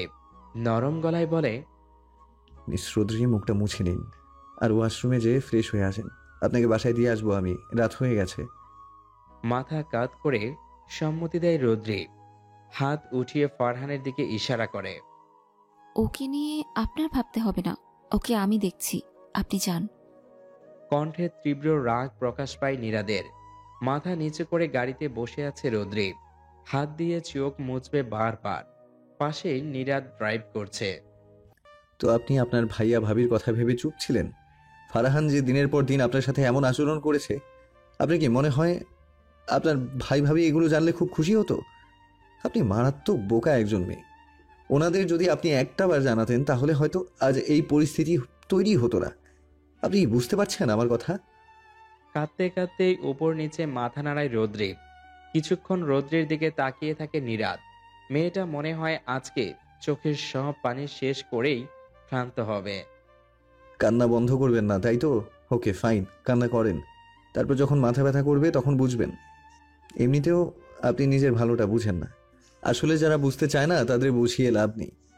আর আমার কথা শুনে তো আপনার কোনো লাভ নেই, আমি তো বাইরের মানুষ। আপনি ভুল বুঝছেন, আমি সেরকমটা বলিনি। আমি তো তাও ভুল বুঝেছি মিস। আপনি তো ভুল ঠিক কিছুই বোঝেন না। রৌদ্রি কিছু বলে না, মন খারাপ হয় তার। নীরাদ রেগে আছে, তার সাথে রাগ না দেখালেও সে বুঝতে পারছে। বাসায় পৌঁছে কলিং বেল বাজাতেই গেট খুলল মীরা। খুলতে খুলতেই বলে, তোরা তো দেরি হলো। এতটুকু বলে থেমে যায় মীরা। সামনে নীরাদের পাশে রৌদ্রিকে দেখে অবাক হয়। বিস্মিত কণ্ঠে বলে, নীরা, তুমি এত রাতে? রোদ্রি তোমার সাথে? তোর চোখ মুখ এমন দেখাচ্ছে কেন রোদ্রি, কি হয়েছে? ভাবি, ওকে রুমে যেতে দিন, আমি বলছি কি হয়েছে। আর রিদান ভাইয়া কি জেগে আছেন? আপনাদের সাথে আমার কিছু কথা ছিল। আসো, ভেতরে আসো। রোদ্রি রুমে যা তো। আর নীরাদ আসো, রিদান জেগেই আছে। রুমে ঢুকে দরজা আটকে দিল রৌদ্রি। ও ভাবতেও পারেনি আজকে এমন কিছু হবে। নীরাদের করা কেয়ারগুলো প্রচন্ড ভালো লাগে ওর। কেমন একটা শান্তি শান্তি লাগে। মনে হয় নীরাদ পাশে থাকলে ওর কোনো খারাপ হতে পারবে না। নীরাদ ওর সাথে খারাপ কিছু হতেও দিবে না। কিছুদিনের পরিচয়, অথচ কত ভরসাপূর্ণ অনুভূতি। জানালা ভেদ করে সকালের রোদ মুখের উপর পড়তেই ঘুম ভেঙে যায় রৌদ্রির। চোখ মুখ কুঁচকে পাশ ফিরে শোয় সে। কাল রাতে মাথা ব্যথার কারণে তাড়াহুড়া করে শুয়ে পড়েছিল, তাই হয়তো পর্দা লাগাতে ভুলে গিয়েছিল। নীরাদের কথা অনুযায়ী সত্যি কালকে কান্না করার ফলে প্রচন্ড মাথা ব্যথা উঠেছিল তার। উঠে গিয়ে ওষুধ খাওয়ার শক্তি ছিল না। ঘোরের মধ্যেই কখন ঘুমিয়ে গিয়েছিল মনে নেই। মাইগ্রেনের সমস্যা আছে রৌদ্রির, তবে এখন একটুও ব্যথা নেই। বেশ হালকা লাগছে তার। আড়মোড়া ভেঙে উঠে পাশের টেবিলে চোখ পড়তেই দেখল সেখানে মাথা ব্যথার ওষুধের পাতা রাখা। হাত বাড়িয়ে নিতেই দেখল একটা ওষুধ নেই। মাথা ব্যথা করছে, প্রশ্নটা মাথায় থেকে গেল ওর। ধীর পায়ে ভাইয়ের রুমে ঢুকলো রৌদ্রি। কেমন যেন অপরাধবোধ কাজ করছে। মনে হচ্ছে সে খুব করে একটা ভুল করে ফেলেছে। এখানে বসো। বলে নিজের পাশে ইশারা করে রিদান। ভাইয়ের মুখে তুমি সম্বোধন শুনে প্রচন্ড খারাপ লাগে রৌদ্রির। মৃদু কণ্ঠে বলে, ভাইয়া, তুমি রেগে আছো? রৌদ্রির কথায় নড়ে চড়ে বসে রিদান। রাগ ঝেড়ে একেবারে শান্ত কণ্ঠে বলে, আমি রাগী আর যাই করি তাতে কি তোমার কিছু আসে যায় না? তুমি কি আমাদের আদৌ আপন ভাবো? রিদানের শান্ত কণ্ঠেও চরম অশান্ত হয়ে ওঠে রৌদ্রির মন। ভাইয়া প্লিজ, এভাবে বলো না। ভাবি, তুমি তো বোঝো অ্যাটলিস্ট।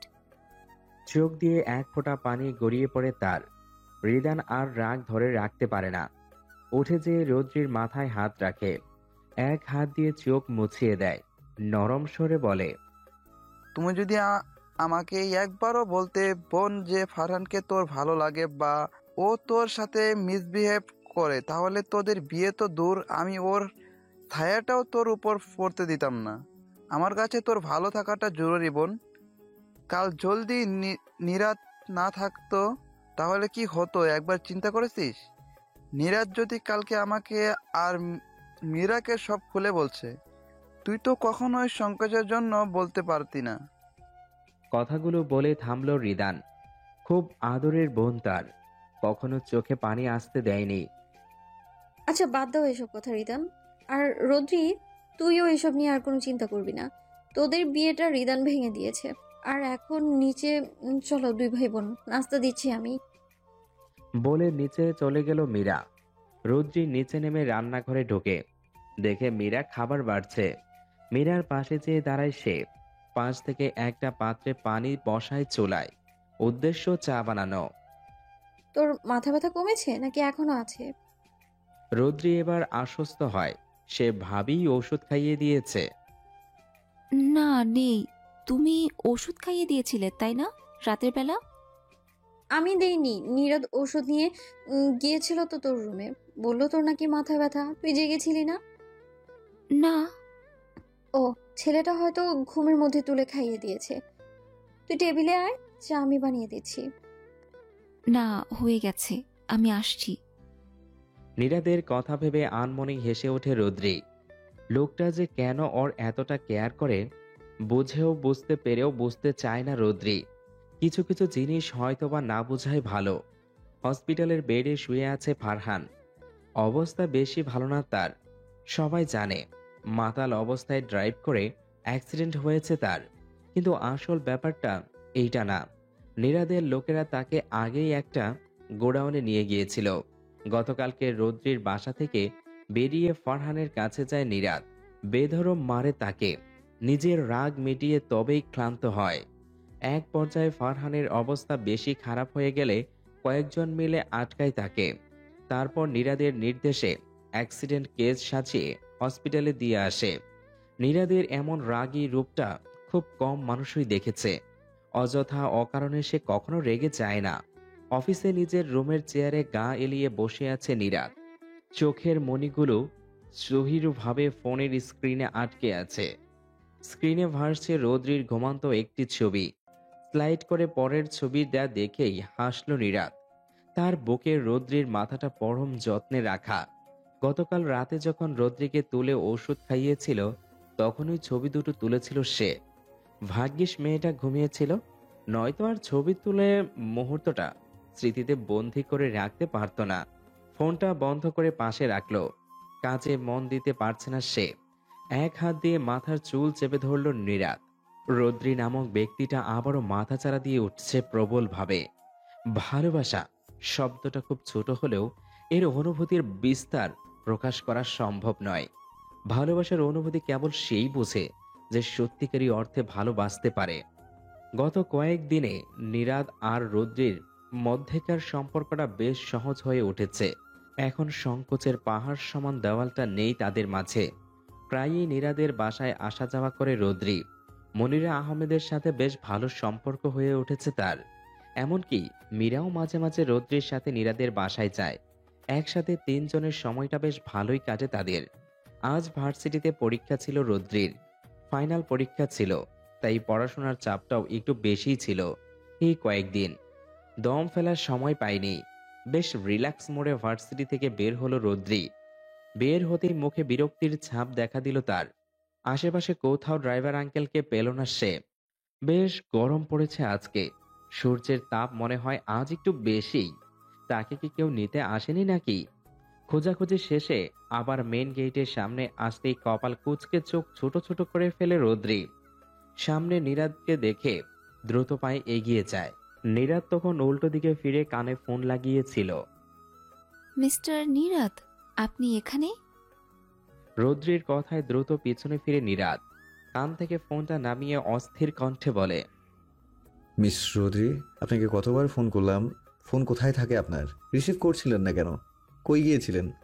আপনাকে না পেয়ে কতটা টেনশনে পড়ে গিয়েছিলাম জানেন? নীরাদের এক ঝাঁক প্রশ্ন শুনে হক চকিয়ে যায় রৌদ্রি। পরক্ষণে ভেতরে ভেতরে হেসে ওঠে। নীরাদ তার জন্য কত টেনশন করে। আসলে আমি ড্রাইভার আঙ্কেলকে খুঁজতে একটু ওই দিকটায় গিয়েছিলাম। ভাবলাম উনি হয়তো নিতে আসেননি, তাই চলে আসলাম আর কি। বলে একটা বোকা বোকা হাসি দিল রৌদ্রি। আঙ্কেল আসবেন না, আমি নিতে এসেছি আপনাকে। আজ নাকি আপনার পরীক্ষা শেষ, তাই মা আমাদের বাসায় নিয়ে যেতে বলেছে। আপনার ভাবিও ওখানে। এই নিন, আপনার ভাবির সাথে কথা বলে নিন। বলে রৌদ্রির দিকে ফোনটা এগিয়ে দিল নীরাদ। ফোনটা কানে দিয়ে হ্যালো বলতেই ওপাশ থেকে ব্যস্ত ভঙ্গিতে কথা শোনা গেল মীরার। হ্যালো রোদ্রি, তুই নীরাদের সাথে চলে আয় বাসায়, ওদের বাসায়। চাচি আর আমি মিলে রান্না করছি, তুই চলে আয় তাড়াতাড়ি, ঠিক আছে? বেশ উৎসুক শোনায় মীরার গলা। আসছি। গাড়ির সামনের অংশ খুলে চিন্তিত চেহারায় বারবার কি যেন করছে নীরাদ। এমন একটা সময় গাড়িটা কিভাবে নষ্ট হলো বুঝতে পারছে না সে। কিছুতেই স্টার্ট হচ্ছে না। পাশেই মাথায় ঘোমটা টেনে দাঁড়িয়ে আছে রৌদ্রি। গরমে শেষ সে। সকালে যে কেন চুলগুলো বেঁধে আসেনি, বারবার ওড়না দিয়ে ঘাম মুছছে। রৌদ্রির দিকে ঘুরে খানিকটা ইতস্তত গলায় নীরাদ বলল, রিকশায় যেতে পারবেন? গাড়িটায় কি সমস্যা হলো বুঝতে পারছি না। রৌদ্রি তাকালো নীরাদের দিকে। রিস্কায় যেতে ওর সমস্যা নেই, ও প্রায়ই রিস্কায় আসা যাওয়া করে, কিন্তু নীরাদের সাথে এক রিস্কায় যেতে হবে তাই একটু অস্বস্তি হচ্ছে। জি, রিকশায়?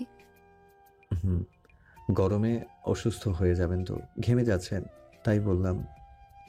নীরাদকে গভীরভাবে কয়েক সেকেন্ড খেয়াল করতেই রৌদ্রি দেখল ওনারও টি শার্ট অর্ধেক ভিজে গেছে। অতিরিক্ত ফর্সা হওয়ায় চেহারাটা হালকা লাল হয়ে গেছে। কপালে গলায় ঘাম চিকচিক করছে রোদে। হাতের ঘন লোমগুলো ঘেমে লেপ্টে আছে শরীরের সাথে। ওর জন্য কত কষ্ট করে দাঁড়িয়ে আছেন উনি। যেতে পারবেন মিস? জি আচ্ছা, সমস্যা নেই। নীরাদ একটা রিস্কায় ডাকলো। রৌদ্রিকে উঠিয়ে দিয়ে নিজেও উঠল। নীরাদ উঠতেই রৌদ্রি একটু চেপে গেল, কিন্তু জায়গা কম হওয়ায় গায়ের সাথে গা লেগেই গেল। রিস্কায় হুড তোলা, তাই দুজনেই প্রায় দুজনের নিঃশ্বাসের শব্দ পর্যন্ত শুনতে পাচ্ছে। এখানে রোদ নেই, তাই মাথায় ঘোমটাটা ফেলে দিল রৌদ্রি। চুলগুলো ঠিক করছে তখন নীরাদ বলল, খোঁপা করে ফেলেন। এই গরমে চুল খোলা রেখেছেন কেন? তার উপরে যে বড় চুল আপনার, মাশাআল্লাহ। রৌদ্রি কিছু বলল না। নীরবে চুলগুলো হাত খোপা করতে ব্যস্ত হয়ে পড়ল। নীরাদ মুচকি হাসল। রৌদ্রির গালের লাল আভাটা চোখ এড়ায়নি ওর। হঠাৎই রৌদ্রির কি হলো ওর নিজেও বুঝল না। নীরাদের ঘাড়ে হাতের উল্টো পিঠ দিয়ে মুছে দিতে দিতে বলল, ইস, আপনি তো পুরো ঘেমে ভিজে গেছেন। আমার জন্য এতটা কষ্ট করতে হলো আপনার। নীরাদ হাসল। রৌদ্রির ছোঁয়াতে নিমিষেই নীরাদের ক্লান্তি দূর হয়ে গেল। কষ্টের কিচ্ছু নেই মিস রৌদ্রি, আপনি বুঝবেন না। রৌদ্রি এখনো হাত সরায়নি। আমার ব্যাগে পানি আছে, বের করে দিব, খাবেন? নীরাদ আচমকায় মাথা ঘুরিয়ে রৌদ্রির একদম চোখে চোখ রাখল। রৌদ্রি নীরাদের দিকেই চেয়েছিল। আচমকা ধরা পড়ে যাওয়ায় বেশ লজ্জা পেল সে। খেয়াল রাখিয়েন মিস রৌদ্রি, আপনার করা কেয়ারগুলো আবার আমার অভ্যাসে পরিণত না হয়ে যায়, হলে কিন্তু ঝামেলায় পড়বেন। রৌদ্রির খুব করে বলতে ইচ্ছে হলো, সেই ঝামেলায় আমি বারবার পড়তে চাই মিস্টার নীরাদ, কিন্তু বলতে পারল না। কথাগুলো মনের ভিতরেই জমা হয়ে রইল। হয়তো কোনো এক নিস্তব্ধ মন্থস্থে যে বক্ত করবে তার অব্যক্ত কথাগুলো। বাসায় ঢুকেই বিরিয়ানির সুবাস পেল রৌদ্রি। রান্নাঘরে যেয়ে দেখলো মনিরা আর মীরা মিলে রান্না করছে। কাজের মেয়েটাও আছে। রৌদ্রিকে দেখে উজ্জ্বল হয়ে উঠল মনিরার মুখ। উৎফুল্ল কণ্ঠে বলল, রুদ্রিমা, কতদিন পর দেখলাম তোমাকে। কতদিন না আন্টি, আমি 15 দিন আগেই এসেছিলাম। পরীক্ষা শুরু হয়েছিল তো তাই আসতে পারিনি, আজকেই শেষ হলো। মনিরা এগিয়ে আসলো, মাথায় হাত বুলিয়ে বলল, কেমন হয়েছে পরীক্ষা? ভালো। বলে মুচকি হাসলো রৌদ্রি। তুই হাত মুখ ধুয়ে ফ্রেশ হয়ে আয় রোদ্রি, খাবার হয়েই গেছে। ফ্রেশ হয়ে নিচে নামতেই দেখলো টেবিলে খাবার সাজাচ্ছে মীরা আর মনিরা। সালাদটা আনতে ভুলে গেছি। বলে কাজের মেয়ে টুম্পাকে ডাকতে গেলে রৌদ্রি বলে, আমি এনে দিচ্ছি আন্টি। বলে দ্রুত পায়ে রান্নাঘরে ঢুকলো রৌদ্রি। প্লেটটা হাতে নিতেই বিস্ফোরিত একটা শব্দ হলো। আগুনের ধোঁয়ায় ভরে গেল পুরো ঘর। জ্ঞান হারানোর আগ মুহূর্তে শুধু পরিচিত কিছু মানুষের কণ্ঠের চিৎকার কানে আসলো রৌদ্রির। রৌদ্রিকে অজ্ঞান অবস্থায় কোলে নিয়ে দ্রুত নিজের ঘরে গেল নীরাদ। যত্ন করে বিছানায় শুইয়ে দিয়ে ডাক্তারকে কল করলো। মীরা আর মনিরা পাশে বসে কান্না করছে আর মাথায় হাত বুলিয়ে দিচ্ছে রৌদ্রির। রান্নাঘরের আগুন ততক্ষণে নিভিয়ে দেওয়া হয়েছে। খালি পাতিল চুলায় দিয়ে ভুলে গিয়েছিলেন মনিরা আহমেদ। পাতিল পুড়ে এক পর্যায়ে ফেটে আগুন ধরে যায়। আগুন বেশি না লাগলেও ধোঁয়া হয় বেশি। নাকে মুখে ধোঁয়া ঢুকে যাওয়া আর অতিরিক্ত ভয় পেয়ে ওখানেই জ্ঞান হারিয়ে ফেলে রৌদ্রি। সোফায় বসে হাঁটুতে হাতের কোনোই ঠেস দিয়ে দু হাতে মুখ চেপে বসে আছে নীরাত। একটু আগে ডাক্তার এসে ইঞ্জেকশন দিয়ে গেছে রৌদ্রিকে। বলেছে কিছুক্ষণের মধ্যেই জ্ঞান ফিরবে। মীরা ফোন করে বলতে রিদানও তাড়াহুড়া করে অফিস থেকে চলে এসেছে। সেও রৌদ্রির পাশেই বসে আছে। কপালে চিন্তার ভাঁজ স্পষ্ট। সবাই রৌদ্রির প্রতি ভালোবাসাটা প্রকাশ করতে পারলেও নীরাত পারছে না সে রৌদ্রিকে খুব শক্ত করে জড়িয়ে ধরতে। রান্নাঘর থেকে রৌদ্রির চিৎকার শুনে তার আত্মাটা কি পরিমাণে কেঁপে উঠেছিল সেটা কেবল সেই জানে। ধীরে ধীরে চোখ খুলে রৌদ্রি। আশেপাশে তাকিয়ে কিছুটা সময় লাগে তার ব্যাপারটা বুঝতে। রিদান এগিয়ে এসে গালে হাত রাখে, নরম গলায় বলে, শরীর খারাপ লাগছে বোন? হাসলো রৌদ্রি। ক্লান্ত লাগছে। বিছানায় হেলান দিয়ে বসলো সে। রদ্রিমা, আমার জন্য তোমার আজকে এত বড় একটা বিপদ হতে গিয়েছিল, আমাকে মাফ করে দিও। আরে আপনি কি সব বলছেন আন্টি? আপনার জন্য কেন হবে? এটা জাস্ট একটা অ্যাক্সিডেন্ট। জি চাচি, আপনাকে কতবার বললাম আপনি নিজেকে দোষারোপ করবেন না প্লিজ। কথার মাঝেই রৌদ্রির দিকে স্যালাইন মেশানো পানির গ্লাস এগিয়ে দিল নীরাত। মৃদু কণ্ঠে বলল, এটা খেয়ে নিন, পুরোটা শেষ করবেন। এতক্ষণে নীরাতকে লক্ষ্য করে রৌদ্রি। লোকটার চোখ মুখ বিষণ্ণ হয়ে আছে। উচ্চস্বরে কথা না বললেও কি সুন্দর শাসন করে নীরাত। বিনা বাক্য পুরোটা শেষ করলো রৌদ্রি। নীরাত ঠায় দাঁড়িয়েছিল এতক্ষণ। খাওয়া শেষ হলে পানির গ্লাসটা নিয়ে পাশের টেবিলে রাখতে রাখতে বলল, ওকে কিছু খাবার খাইয়ে দিন ভাবি, তারপর ওষুধ খেয়ে কিছুক্ষণ ঘুমালেই দুর্বলতা কেটে যাবে। মীরা বসে বসে রৌদ্রিকে খাইয়ে দিচ্ছে। জরুরি মিটিং করে যাওয়ায় রিদান কিছুক্ষণ আগেই আবার অফিসে চলে গিয়েছে। বলেছে রাতে এসে রৌদ্রি আর মীরাকে নিয়ে যাবে। নীরাজ সোফায় বসে ফোনে স্ক্রল করছে আর একটু পর পর আর চোখে রৌদ্রিকে দেখছে। খাওয়া শেষ হলে মীরা প্লেট রাখতে নিয়ে চলে যায়। রুমে শুধু নীরাজ আর রৌদ্রি। উঠে যেয়ে পাতা থেকে ওষুধটা বের করে রৌদ্রির মুখের সামনে ধরে নীরাজ। হ্যাঁ করেন। একবার তাকিয়ে ছোট করে মুখ খুলে রৌদ্রি। ওষুধটা দিয়ে পানিটাও নিজ হাতে খাইয়ে দেয় নীরাজ। ঠোঁটের কোণে লেগে থাকা পানি আলতো করে মুছিয়ে দিয়ে বলে, এখন চুপ করে ঘুমান, রেস্ট নিলে ভালো লাগবে। মিস্টার নীরাদ। রুম থেকে বের হয়ে যাচ্ছিল নীরাজ। রৌদ্রির ডাকে পিছনে ফিরল সে। কিছু লাগবে? আহা, আপনাকে অনেক ধন্যবাদ আমাকে বাঁচানোর জন্য। কিছুক্ষণ স্থির দৃষ্টিতে তাকিয়ে থাকলো নীরাজ। তারপর বেশ শান্ত স্বাভাবিক গলায় বলল, আমি তো আপনাকে বাঁচাইনি, বাঁচিয়েছি নিজেকে। আবার সম্পূর্ণটা জুড়েই তো আপনি। আমার অস্তিত্বের প্রতিটা কোণায় কোণায় আপনার বিচরণ। অন্তত নিজের অস্তিত্বটাকে টিকিয়ে রাখার জন্য হলেও আপনাকে বাঁচানো খুবই জরুরি ছিল। নিজের অস্তিত্ব না থাকলে তো মানুষ বাঁচে না, তাই না মিস রৌদ্রি? রৌদ্রি কিছু বলল না বললে ভুল হবে। সে আসলে বলার অবস্থায় নাই। মুচকি হাসল নীরাজ। আচ্ছা বাদ দিন এসব কথা, আপনার এসব নিয়ে না ভাবলেও চলবে। আপনি ঘুমান। বলে দরজা আটকে বের হয়ে গেল নীরাজ। রৌদ্রি বুঝতে পারছে না তার কেমন রিয়্যাক্ট করা উচিত। মাথাটা একেবারে খালি খালি লাগছে। নীরাজের একেবারে স্বাভাবিকভাবে বলা কথাগুলো প্রচণ্ড অস্বাভাবিকভাবে ভাবিয়ে তুলছে রৌদ্রিকে। রাতের বেলা বেডে বসে ল্যাপটপে অফিসের কাজ করছিল নীরাজ। হঠাৎ পাশে চোখ পড়তেই খানিকটা হেসে উঠল সে। এখানেই একটু আগে ঘুমিয়েছিল রৌদ্রি। জায়গাটায় এক হাত রাখলো সে। বিড়বিড় করে বলল, আপনাকে এখানে পার্মানেন্ট ভাবে আনার ব্যবস্থা খুব শীঘ্রই করছি আমি, মিস রৌদ্রি। কেটে গেছে বেশ কিছু সময়। আজকে রৌদ্রির ফাইনাল সেমিস্টারের রেজাল্ট বেরিয়েছে। বেশ ভালো রেজাল্ট করেছে রৌদ্রি। ভাই ভাবিকে রেজাল্ট জানিয়ে অনুমতি নিয়ে বান্ধবীদের সাথে ঘুরতে বের হলো রৌদ্রি। বিকেলবেলা ক্লান্ত ভঙ্গিতে বাসায় ঢুকলো সে। ঢুকে মনিরা আহমেদকে দেখে কিছুটা অবাক হলেও খুশি হলো। রিদান আর মীরার সাথে কিছু একটা আলোচনা করছিলেন তিনি। রৌদ্রি সালাম দিয়ে নিজের রুমের দিকে পা বাড়ালো। অর্ধেক সিঁড়ি উঠতেই একটা কথা কানে আসলো তার। সেখানেই থমকে দাঁড়িয়ে গেল সে। রদ্রিকে আমি আমার ছেলের বউ করতে চাই রিদান। মীরাকে রুমে ঢুকতে দেখে নড়েচড়ে বসলো রোদ্রি। নিজেকে যথাসম্ভব স্বাভাবিক রাখার চেষ্টা করলো। মীরা বেশ বুঝতে পারছে রোদ্রি মনিরা বেগমের কথাটা শুনেছে, আর তার আন্দাজ মতে রোদ্রি নীরাদকে ভালোবাসে, তাই তার অমত হওয়ার কোনো কথাই না।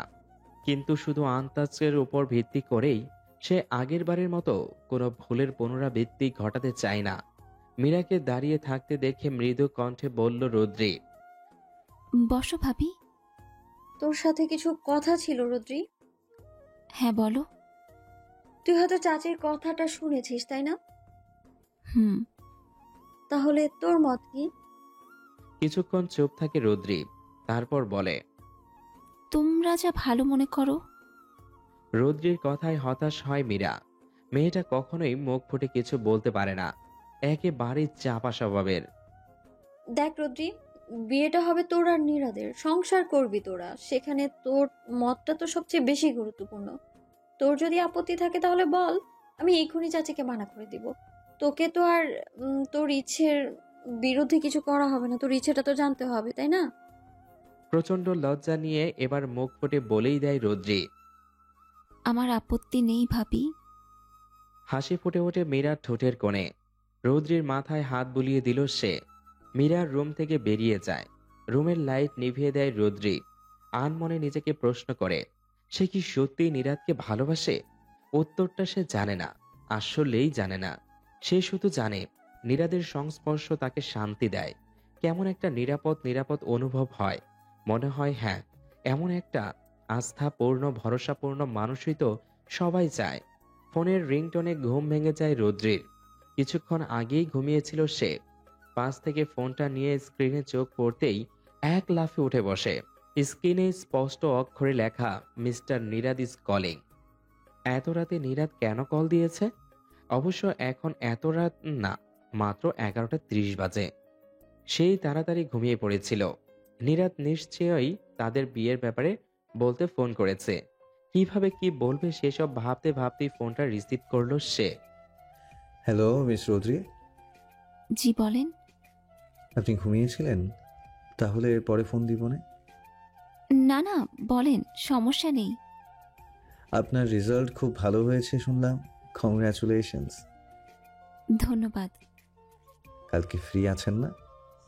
হুম। আচ্ছা ঠিক আছে, আপনি ঘুমান। আপনার কণ্ঠ শুনেই বোঝা যাচ্ছে ঘুমিয়েছিলেন। Good night. Good night. সকালবেলা শাওয়ার নিয়ে বের হতেই বিছানার উপর কয়েকটা প্যাকেট দেখতে পেল রৌদ্রি। ভ্রু কুঁচকে এগিয়ে গিয়ে একটা প্যাকেট হাতে নিতেই পিছন থেকে মীরা বলল, দেখ তো তোর পছন্দ হয় নাকি? সকাল সকাল নীরাদ এত কিছু পাঠিয়েছে তোর জন্য। সন্ধ্যায় আসবে ওরা, আংটি পরাবে, এগুলো পরেই তৈরি হয়ে নিস, ঠিক আছে? ছেলেটা শখ করে পাঠিয়েছে। আজকেই? হ্যাঁ, নীরাদ নাকি চাইছে যত দ্রুত সম্ভব বিয়েটা করে ফেলতে। তোর সাথেও কথা হয়নি ওর? হয়েছে, কিন্তু এ বিষয়ে। মীরার ফোন বেজে ওঠে। রৌদ্রি বলে, তোর ভাই ফোন দিয়েছে, আমাদেরও তো একটা প্রস্তুতির ব্যাপার আছে। বলে ফোন কানে লাগিয়ে ব্যস্ত ভঙ্গিতে রুম থেকে বের হয়ে যায়। একটা একটা করে প্যাকেট খুলছে আর অবাক হচ্ছে রৌদ্রি। একটা মানুষের পছন্দ এতটা সুন্দর কি করে হতে পারে ভেবে পায় না রৌদ্রি। হঠাৎই ফোনের টুং টাং শব্দে চমকে ওঠে সে। হাতে নিয়ে দেখে নীরাদের মেসেজ। পছন্দ হয়েছে রৌদ্রি? সকালে নীরাদের পাঠানো সবুজ রঙের জামদানি শাড়িটা পরেছে রৌদ্রি। হালকা সুতায় কাজ করা শাড়িটার মধ্যে চুলগুলো খোপা করে ফুল গুজে দেয়। এই গাজরাটাও নীরাদের দেওয়া উপহারের সাথেই ছিল। কানে আর গলায় হালকা স্বর্ণের গহনা, আর মুখে হালকা সাজ। সচরাচর শাড়ি পরা হয় না রৌদ্রির, তাই শাড়ি সামলাতে বেশ ঝামেলায় পোহাতে হচ্ছে। নেহাতি নীরাদের দেওয়া বলে, নয়তো আজও 3 পিস পরেই কাটিয়ে দিত সে। আয়নার সামনে দাঁড়িয়ে নিজেকে দেখছিল সে। হঠাৎই কারো চিৎকারে চমকে উঠল সে। গলাটা তার চিরচেনা। তুই তো ভয় পাইয়ে দিয়েছিলি মৌ, এভাবে কেউ চিৎকার করে? দৌড়ে এসে রৌদ্রিকে জড়িয়ে ধরে মৌ। রৌদ্রি ছোট চাচার ছোট মেয়ে মৌ, বয়সে মাত্র 1.5 বছরের ছোট। যখন তারা ওই বাসায় ছিল তখন ওই ছিল রৌদ্রির একমাত্র সঙ্গী। কিন্তু এখানে আসার পর তেমন একটা দেখা হয় না তাদের। আজ প্রায় অনেক দিন পর দেখা হলো, তাই হয়তো আবেগ ধরে রাখতে পারেনি মৌ। উফ, তোমাকে যা লাগছে না রূপু, দুলাভাই তো চোখ সরাতেই পারবে না। মৌয়ের মাথায় আলতো করে বাড়ি দিল রোদ্রি। কান টেনে বলল, বেশি পেকে গেছিস না? আচ্ছা, কে কে এসেছে? আমি, আব্বু, আম্মু, আবিদ ভাইয়া। চাচা চাচি আসতে পারেনি, জানোই তো চাচির শরীর খারাপ। চাচিকে বাসায় একা রেখে চাচাও আসতে পারেনি। বুঝেছি। আচ্ছা, দুলাভাই দেখতে কেমন? আমি তো দেখিনি পর্যন্ত। তোমার কাছে ছবি আছে? আজকে আসলেই দেখে নিস বোন, ঠিক আছে? বলে গাল টেনে দিল মৌয়ের। কেমন যেন লজ্জা লজ্জা লাগছে রোদ্রির। এর আগেও তো কতবার নীরাদের সামনে গিয়েছে সে, তবে আজ এতটা লজ্জা লাগছে কেন? সিঁড়ি দিয়ে এক হাত কুচি সামলে নামছে সে। নামতেই মীরা ঘোমটা টেনে দেয় তার মাথায়। ঘোমটা ধরে মুখ তুলে তাকাতেই সর্বপ্রথম নীরাদের চোখে চোখ পড়ে রোদ্রির। গভীর দৃষ্টিতে তাকে পর্যবেক্ষণ করছে নীরাদ। নীরাদের পরনেও সবুজ পাঞ্জাবি। আচ্ছা, কি এত দেখছে লোকটা? দৃষ্টি যেন সেখানেই আটকে গেছে নীরাদের। রোদ্রিকে কখনোই শাড়িতে দেখেনি সে, আজই প্রথম। সকালে কেবল শখ করে শাড়িটা কিনেছিল রোদ্রির জন্য। এখন মনে হচ্ছে তার শখ করাটা সার্থক। মৌয়ের হাত ধরে নীরাদের পাশে বসালো রোদ্রিকে। সবার দিকে একবার চোখ বুলিয়ে নিল নীরাদ। সচেতনভাবে রোদ্রির দিকে মাথা ঝুঁকালো সে। চাপা গলায় বলল, তোমাকে খুব সুন্দর লাগছে। নীরাদের মুখে তুমি শুনে অদ্ভুত ভালো লাগলো রোদ্রির। নীরাদের থেকে অনেক ছোট হওয়া সত্ত্বেও নীরাদ সব সময় তাকে আপনি বলেই ডাকত কিনা লজ্জায় কিছুই বলতে পারল না রোদ্রি। নীরাদের হাতে আংটি দিল মনিরা। এক হাতে আংটি দিয়ে আরেক হাত এগিয়ে দিল রোদ্রির দিকে, এগিয়ে দিল নীরাদ। আলতো করে নীরাদের হাতের উপর হাত রাখল রোদ্রি। নীরাদ আংটি পরিয়ে দিতেই বড়রা আলহামদুলিল্লাহ বলে উঠল। হেসে উঠল নীরাদ। নিজের হাত বাড়িয়ে দিলে রোদ্রিও আংটি পরিয়ে দেয় তাকে। এতক্ষণ ধরে দাঁড়িয়ে দাঁড়িয়ে এসবের বিভিন্নভাবে ছবি তুলছিল মৌ। আংটির পর্ব শেষ হতেই দ্রুত পায়ে এগিয়ে গেল সে। ব্যস্ত ভঙ্গিতে বলল, এই এখন আমি ওদের ছবি তুলবো। রূপু, তুমি একটু চেপে বসো না, আর ভাইয়া আপনিও। রোদ্রি না চাপলেও নীরাদ চেপে বসল রোদ্রির দিকে। ক্যামেরার দিকে তাকিয়ে হাসতে হাসতেই বলল, এত লজ্জা পেলে হবে, একটু তো হাসো। বেশ কিছু ছবি তুলল মৌ।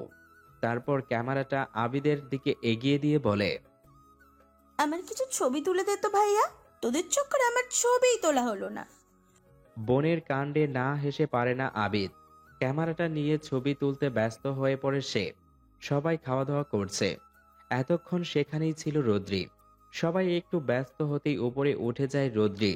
নিজের রুমের সামনে দাঁড়িয়ে নিচু হয়ে শাড়ি টেনে ঠিক করে নেয় সে। শাড়ি পরতে অসুবিধা হয় না তোমার? পিছন থেকে নীরাদের কণ্ঠ শুনে হকচকিয়ে যায় রোদ্রি। সোজা হয়ে দাঁড়িয়ে বলে, না, আসলে সচরাচর পড়া হয় না তো, তাই একটু ওই পড়তে পড়তে অভ্যেস হয়ে যাবে। ও, তাহলে বিয়ের পর শাড়ি পরার প্ল্যান আছে ম্যাডামের? একটা ডোন্ট কেয়ার ভাব নেয় রোদ্রি। সব সময় কি তাকে লজ্জায় ফেলবে নাকি নীরাদ? হ্যাঁ, তো আপনার কোনো সমস্যা? না তো, আমার কোনো সমস্যা নেই। বলে হেসে দেয় নীরাদ। এ যেন তৃপ্তির হাসি। রাতের বেলা বেলকনিতে দাঁড়িয়ে আছে নীরাদ। মনে মনে ভাবছে, আর মাত্র কিছুদিন রোজি, তারপরেই তোমাকে সম্পূর্ণভাবে নিজের করে পাবো। পুরো ছাদ সাজানো হচ্ছে ফুল দিয়ে। লাইটিং করা হচ্ছে আনাচে কানাচে। নীরাদের বাসার ছাদটা বেশ সুন্দর আর বড়। এজন্য এখানেই হলুদ করার সিদ্ধান্ত নিয়েছে তারা। বিয়েতে অযথা খরচ করার রোদ্রির পছন্দ না, তাই কিছুটা সাধারণভাবেই বিয়েটা করতে চায় সে। মৌ কালকে এখানেই থেকে গিয়েছিল। বিকেল হতেই রোদ্রিকে জোর করে বসিয়ে সাজাতে শুরু করে দেয় সে। করুণ কণ্ঠে রোদ্রি বলে, বোন, বেশি সাজ দিস না প্লিজ। ভূতের মতো সাজার থেকে তো না সাজাই ভালো। ধুর, আমি কি তোমাকে ভূত সাজাবো নাকি? জবাবে জোরপূর্বক হাসল রোদ্রি। প্রথমত সাজগোজ তার অপছন্দ না হলেও তেমন পছন্দও নয়। দ্বিতীয়ত ঘন্টার পর ঘন্টা বসে বসে মেকআপ করার মতো ধৈর্য তার নেই। সে বরাবরই খুব অস্থির একটা মেয়ে।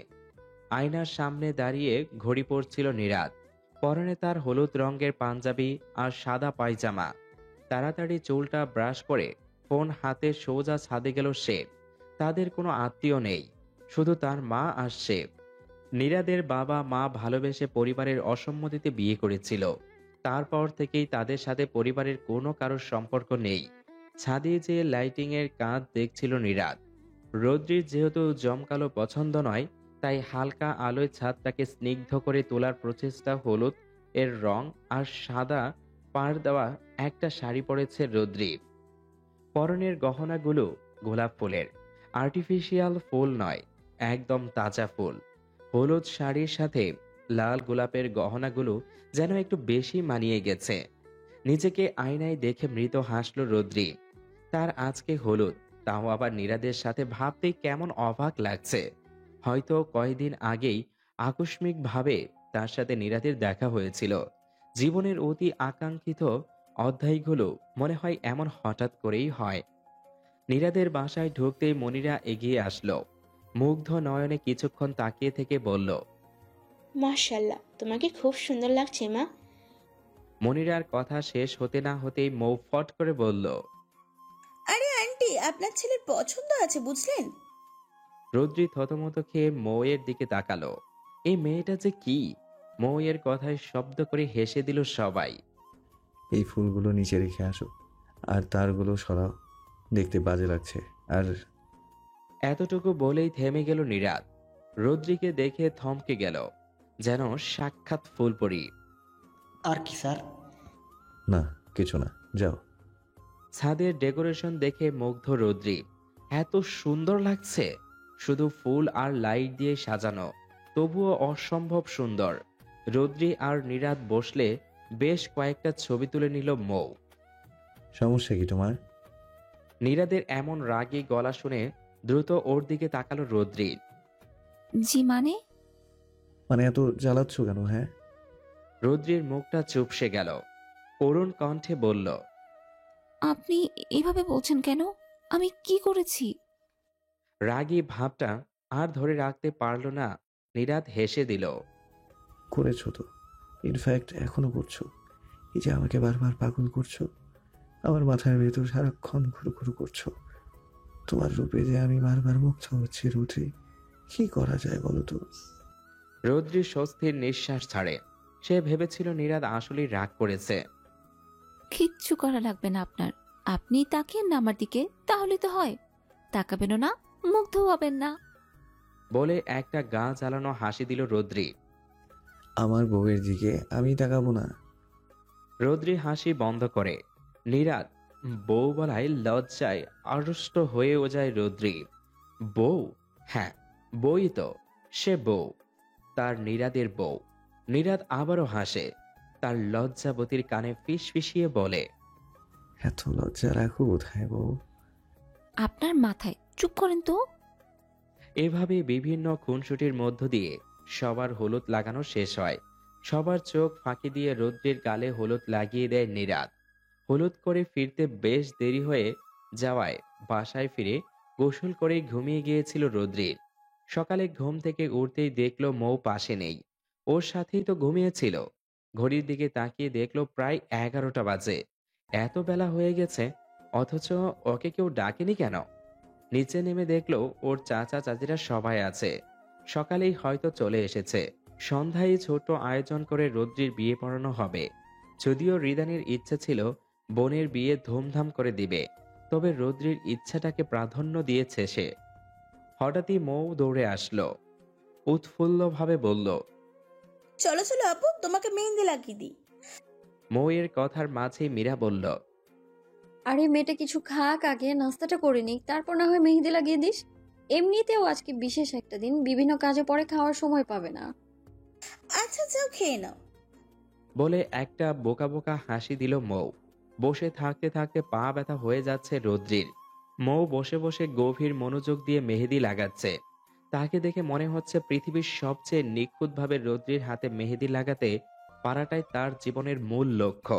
রৌদ্রি অধৈর্য গলায় বলল, মৌ, আর কত লাগাবি? হয়েছে তো, অনেক সুন্দর লাগছে। আরে ধুর, চুপ থাকো তুমি। ভাইয়া বলে দিয়েছে আমাকে পুরো 2 হাত ভরে মেহেন্দি লাগিয়ে দিতে। যদি না লাগাও তাহলে জোর করার পারমিশনটাও দিয়ে দিয়েছে, বুঝলা? সো এখন নো কথাবার্তা। মৌয়ের কথায় রদ্রি অবাক হওয়ায় শেষ পর্যায়ে পৌঁছে গেল। ভ্রু কুচকে বিস্মিত নয়নে বলল। মানে? মৌয়ের হুঁশ ফিরল এতক্ষণে। কোনো কথায় পেটে চেপে রাখতে পারে না সে।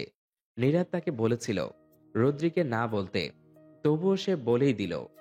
জিভে কামড় দিয়ে বলল, না কিছু না। উনি তোকে কি বলেছেন? কাঁচোমাচো হয়ে গেল মৌ। আসলে আপু, ভাইয়া বলেছে তোমাকে মেহেন্দি লাগিয়ে দিয়ে সুন্দর করে ছবি তুলে তাকে পাঠাতে। তোমাকে অবশ্য বলতে নিষেধ করেছিল, কিন্তু আমি তো বলেই দিলাম। বাদ দাও, তুমি ভাইয়াকে না বললেই হবে। আচ্ছা, বলবো না। বলে মুচকে হাসল রদ্রি। তার কেমন যেন খুশি খুশি লাগছে, জানে না কেন, কিন্তু খুব খুশি লাগছে।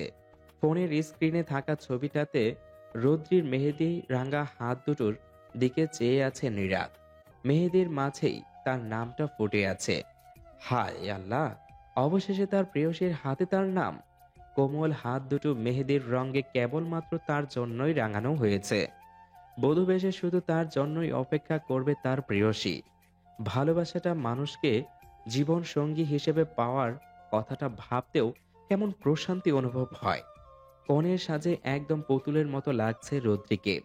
লাল বেনারসির তার গায়ে মোটামুটি ভারী সাজ, গহনা গাটি পরানো পুতুলের মতোই বসে আছে সে। নিচে কাজী চলে এসেছে। নীরাদরাও হয়তো চলে আসবে কিছুক্ষণ পরেই। কিছুক্ষণ পরেই তার মানুষটার অর্ধাঙ্গিনী হয়ে যাবে সে। তাদের অপ্রকাশিত ভালোবাসা পবিত্রতা পেয়ে যাবে। 3 বার কবুল বলে বিয়েটা হয়ে গেল রদ্রি আর নীরাদের। এখনো নীরাদকে দেখার সুযোগ হয়নি রদ্রির। কাজী তার সম্মতি নিতে ওপরে এসেছিল।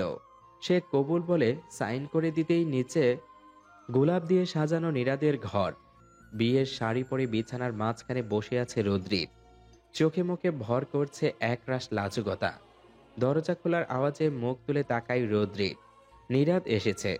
দরজাটা লাগিয়ে দিয়ে রদ্রির দিকে দৃষ্টি দিল নীরাদ। গুটিসুটি হয়ে বিছানায় বসে আছে সে। ধীর পায়ে রদ্রির পাশে যেয়ে বসে নীরাদ। হাত বাড়িয়ে রদ্রির হাত দুটোকে আবদ্ধ করে রদ্রির চোখে চোখ রেখে বলে, আমার সামনে লজ্জা পাওয়ার কিচ্ছু নেই, ঠিক আছে? রদ্রি উপরে নিচে মাথা নেড়ে হ্যাঁ বোধক সম্মতি দেয়। খিদে পেয়েছে? খেয়েছো কিছু? জি, খেয়েছি। মা খাইয়ে দিয়েছে। নীরাদ হাসে। পুরুষ মানুষের জীবনে দুজন নারীর ভূমিকা সর্বাপেক্ষা গুরুত্বপূর্ণ। একজন তার মা আর একজন তার স্ত্রী। আল্লাহর রহমতে নীরাদের জীবনে এই দুজন মানুষই খুবই ভালো। এক হাত রদ্রির গালে রেখে আলতো করে কপালে ঠোঁট ছোঁয়াই দিল নীরাদ। চোখ বন্ধ করে ফেলে রদ্রি। নীরাদের ভালোবাসার প্রথম ছোঁয়া। পাঞ্জাবির পকেট থেকে একটা বক্স বের করে নীরাদ খুলে 2টা স্বর্ণের চিকন বালা বের করে নিজেই রদ্রির হাতে পরিয়ে দেয়। রদ্রির গালে হাত রেখে বলে, এটা কখনো খুলবে না, ঠিক আছে? আচ্ছা। ওয়াশরুমে যেয়ে ফ্রেশ হয়ে আসো। মেকআপ খুলে ভারী শাড়ি ছেড়ে হালকা কিছু পরে নাও। একটা সুতির শাড়ি পরে বেরিয়ে আসে রদ্রি, চুলগুলো ছাড়া। সামনের কিছু চুল ভিজে গেছে। বিছানার দিকে তাকিয়ে দেখে নীরাদ একপাশে আধশোয়া হয়ে বসে ফোন চালাচ্ছে। পরনে সাদা স্যান্ডো গেঞ্জির আর একটা ট্রাউজার। একসাথে ঘুমাতে প্রবলেম হবে? তাহলে আমি না হয় কোনো সমস্যা নেই। বলে মুচকি হাসে রদ্রি। সাধারণতভাবে বেশ স্নিগ্ধ লাগছে রদ্রিকে। নীরাদ মুগ্ধ নয়নে দেখে মেয়েটা শাড়ি পরে আছে। এলোমেলোভাবে গায়ে জড়ানো শাড়িটা বারবার টানাটানি করছে সে। বোঝাই যাচ্ছে সামলাতে বেশ বেগ পেতে হচ্ছে তাকে। নীরাদ নরম কণ্ঠে বলে, শাড়ি পরে আরামে শুতে পারবে না, অসুবিধা হবে। সকালে শাড়ি পরো, এখন কামিজ পরে নাও। কোনো অসুবিধে হবে না, আমি শাড়িই পরবো। শাড়ি না পরলে তো বিয়ে বিয়ে ভাবই আসবে না। নীরাজ শব্দ করে হেসে দেয়। রদ্রি মুখ কুঁচকে তাকায়। স্নিগ্ধহান কণ্ঠে বলে, হাসছেন কেন?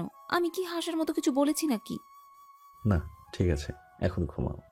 কাল আবার বউ ভাত, রেস্ট না নিলে পরে অসুস্থ হয়ে পড়বে। নীরাদের বাঁ পাশে যেয়ে শুয়ে পড়ে রৌদ্রি। লাইট নিভিয়ে দেয় নীরাদ। সারা দিনের ক্লান্তিতে কিছুক্ষণেই ঘুমিয়ে পড়ে রৌদ্রি। ঘুমের ঘরে এক হাত মেলে দেয় নীরাদের বুকের উপর। নীরাদ আলতো করে সেই হাতের উপর হাত রাখে। কতই না অপেক্ষা করেছে সে এই সময়টার জন্য। জানালা দিয়ে চাঁদের আলো এসে পড়ছে রৌদ্রির মুখের উপর। ঘুমন্ত মুখের স্নিগ্ধতা যেন বাড়িয়ে দিচ্ছে ক্ষণে ক্ষণে। সকাল 9টা। নীরাদের ঘুম ভেঙে যায়। কাঁধে ভারী কিছু অনুভব হতেই ঝকঝকিয়ে তাকায় সে।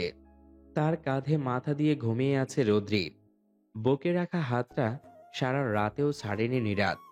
এক হাত দিয়ে কাঁথা টেনে দেয় নীরাদ। শাড়ি আর শাড়ির জায়গায় নেই মেয়েটার।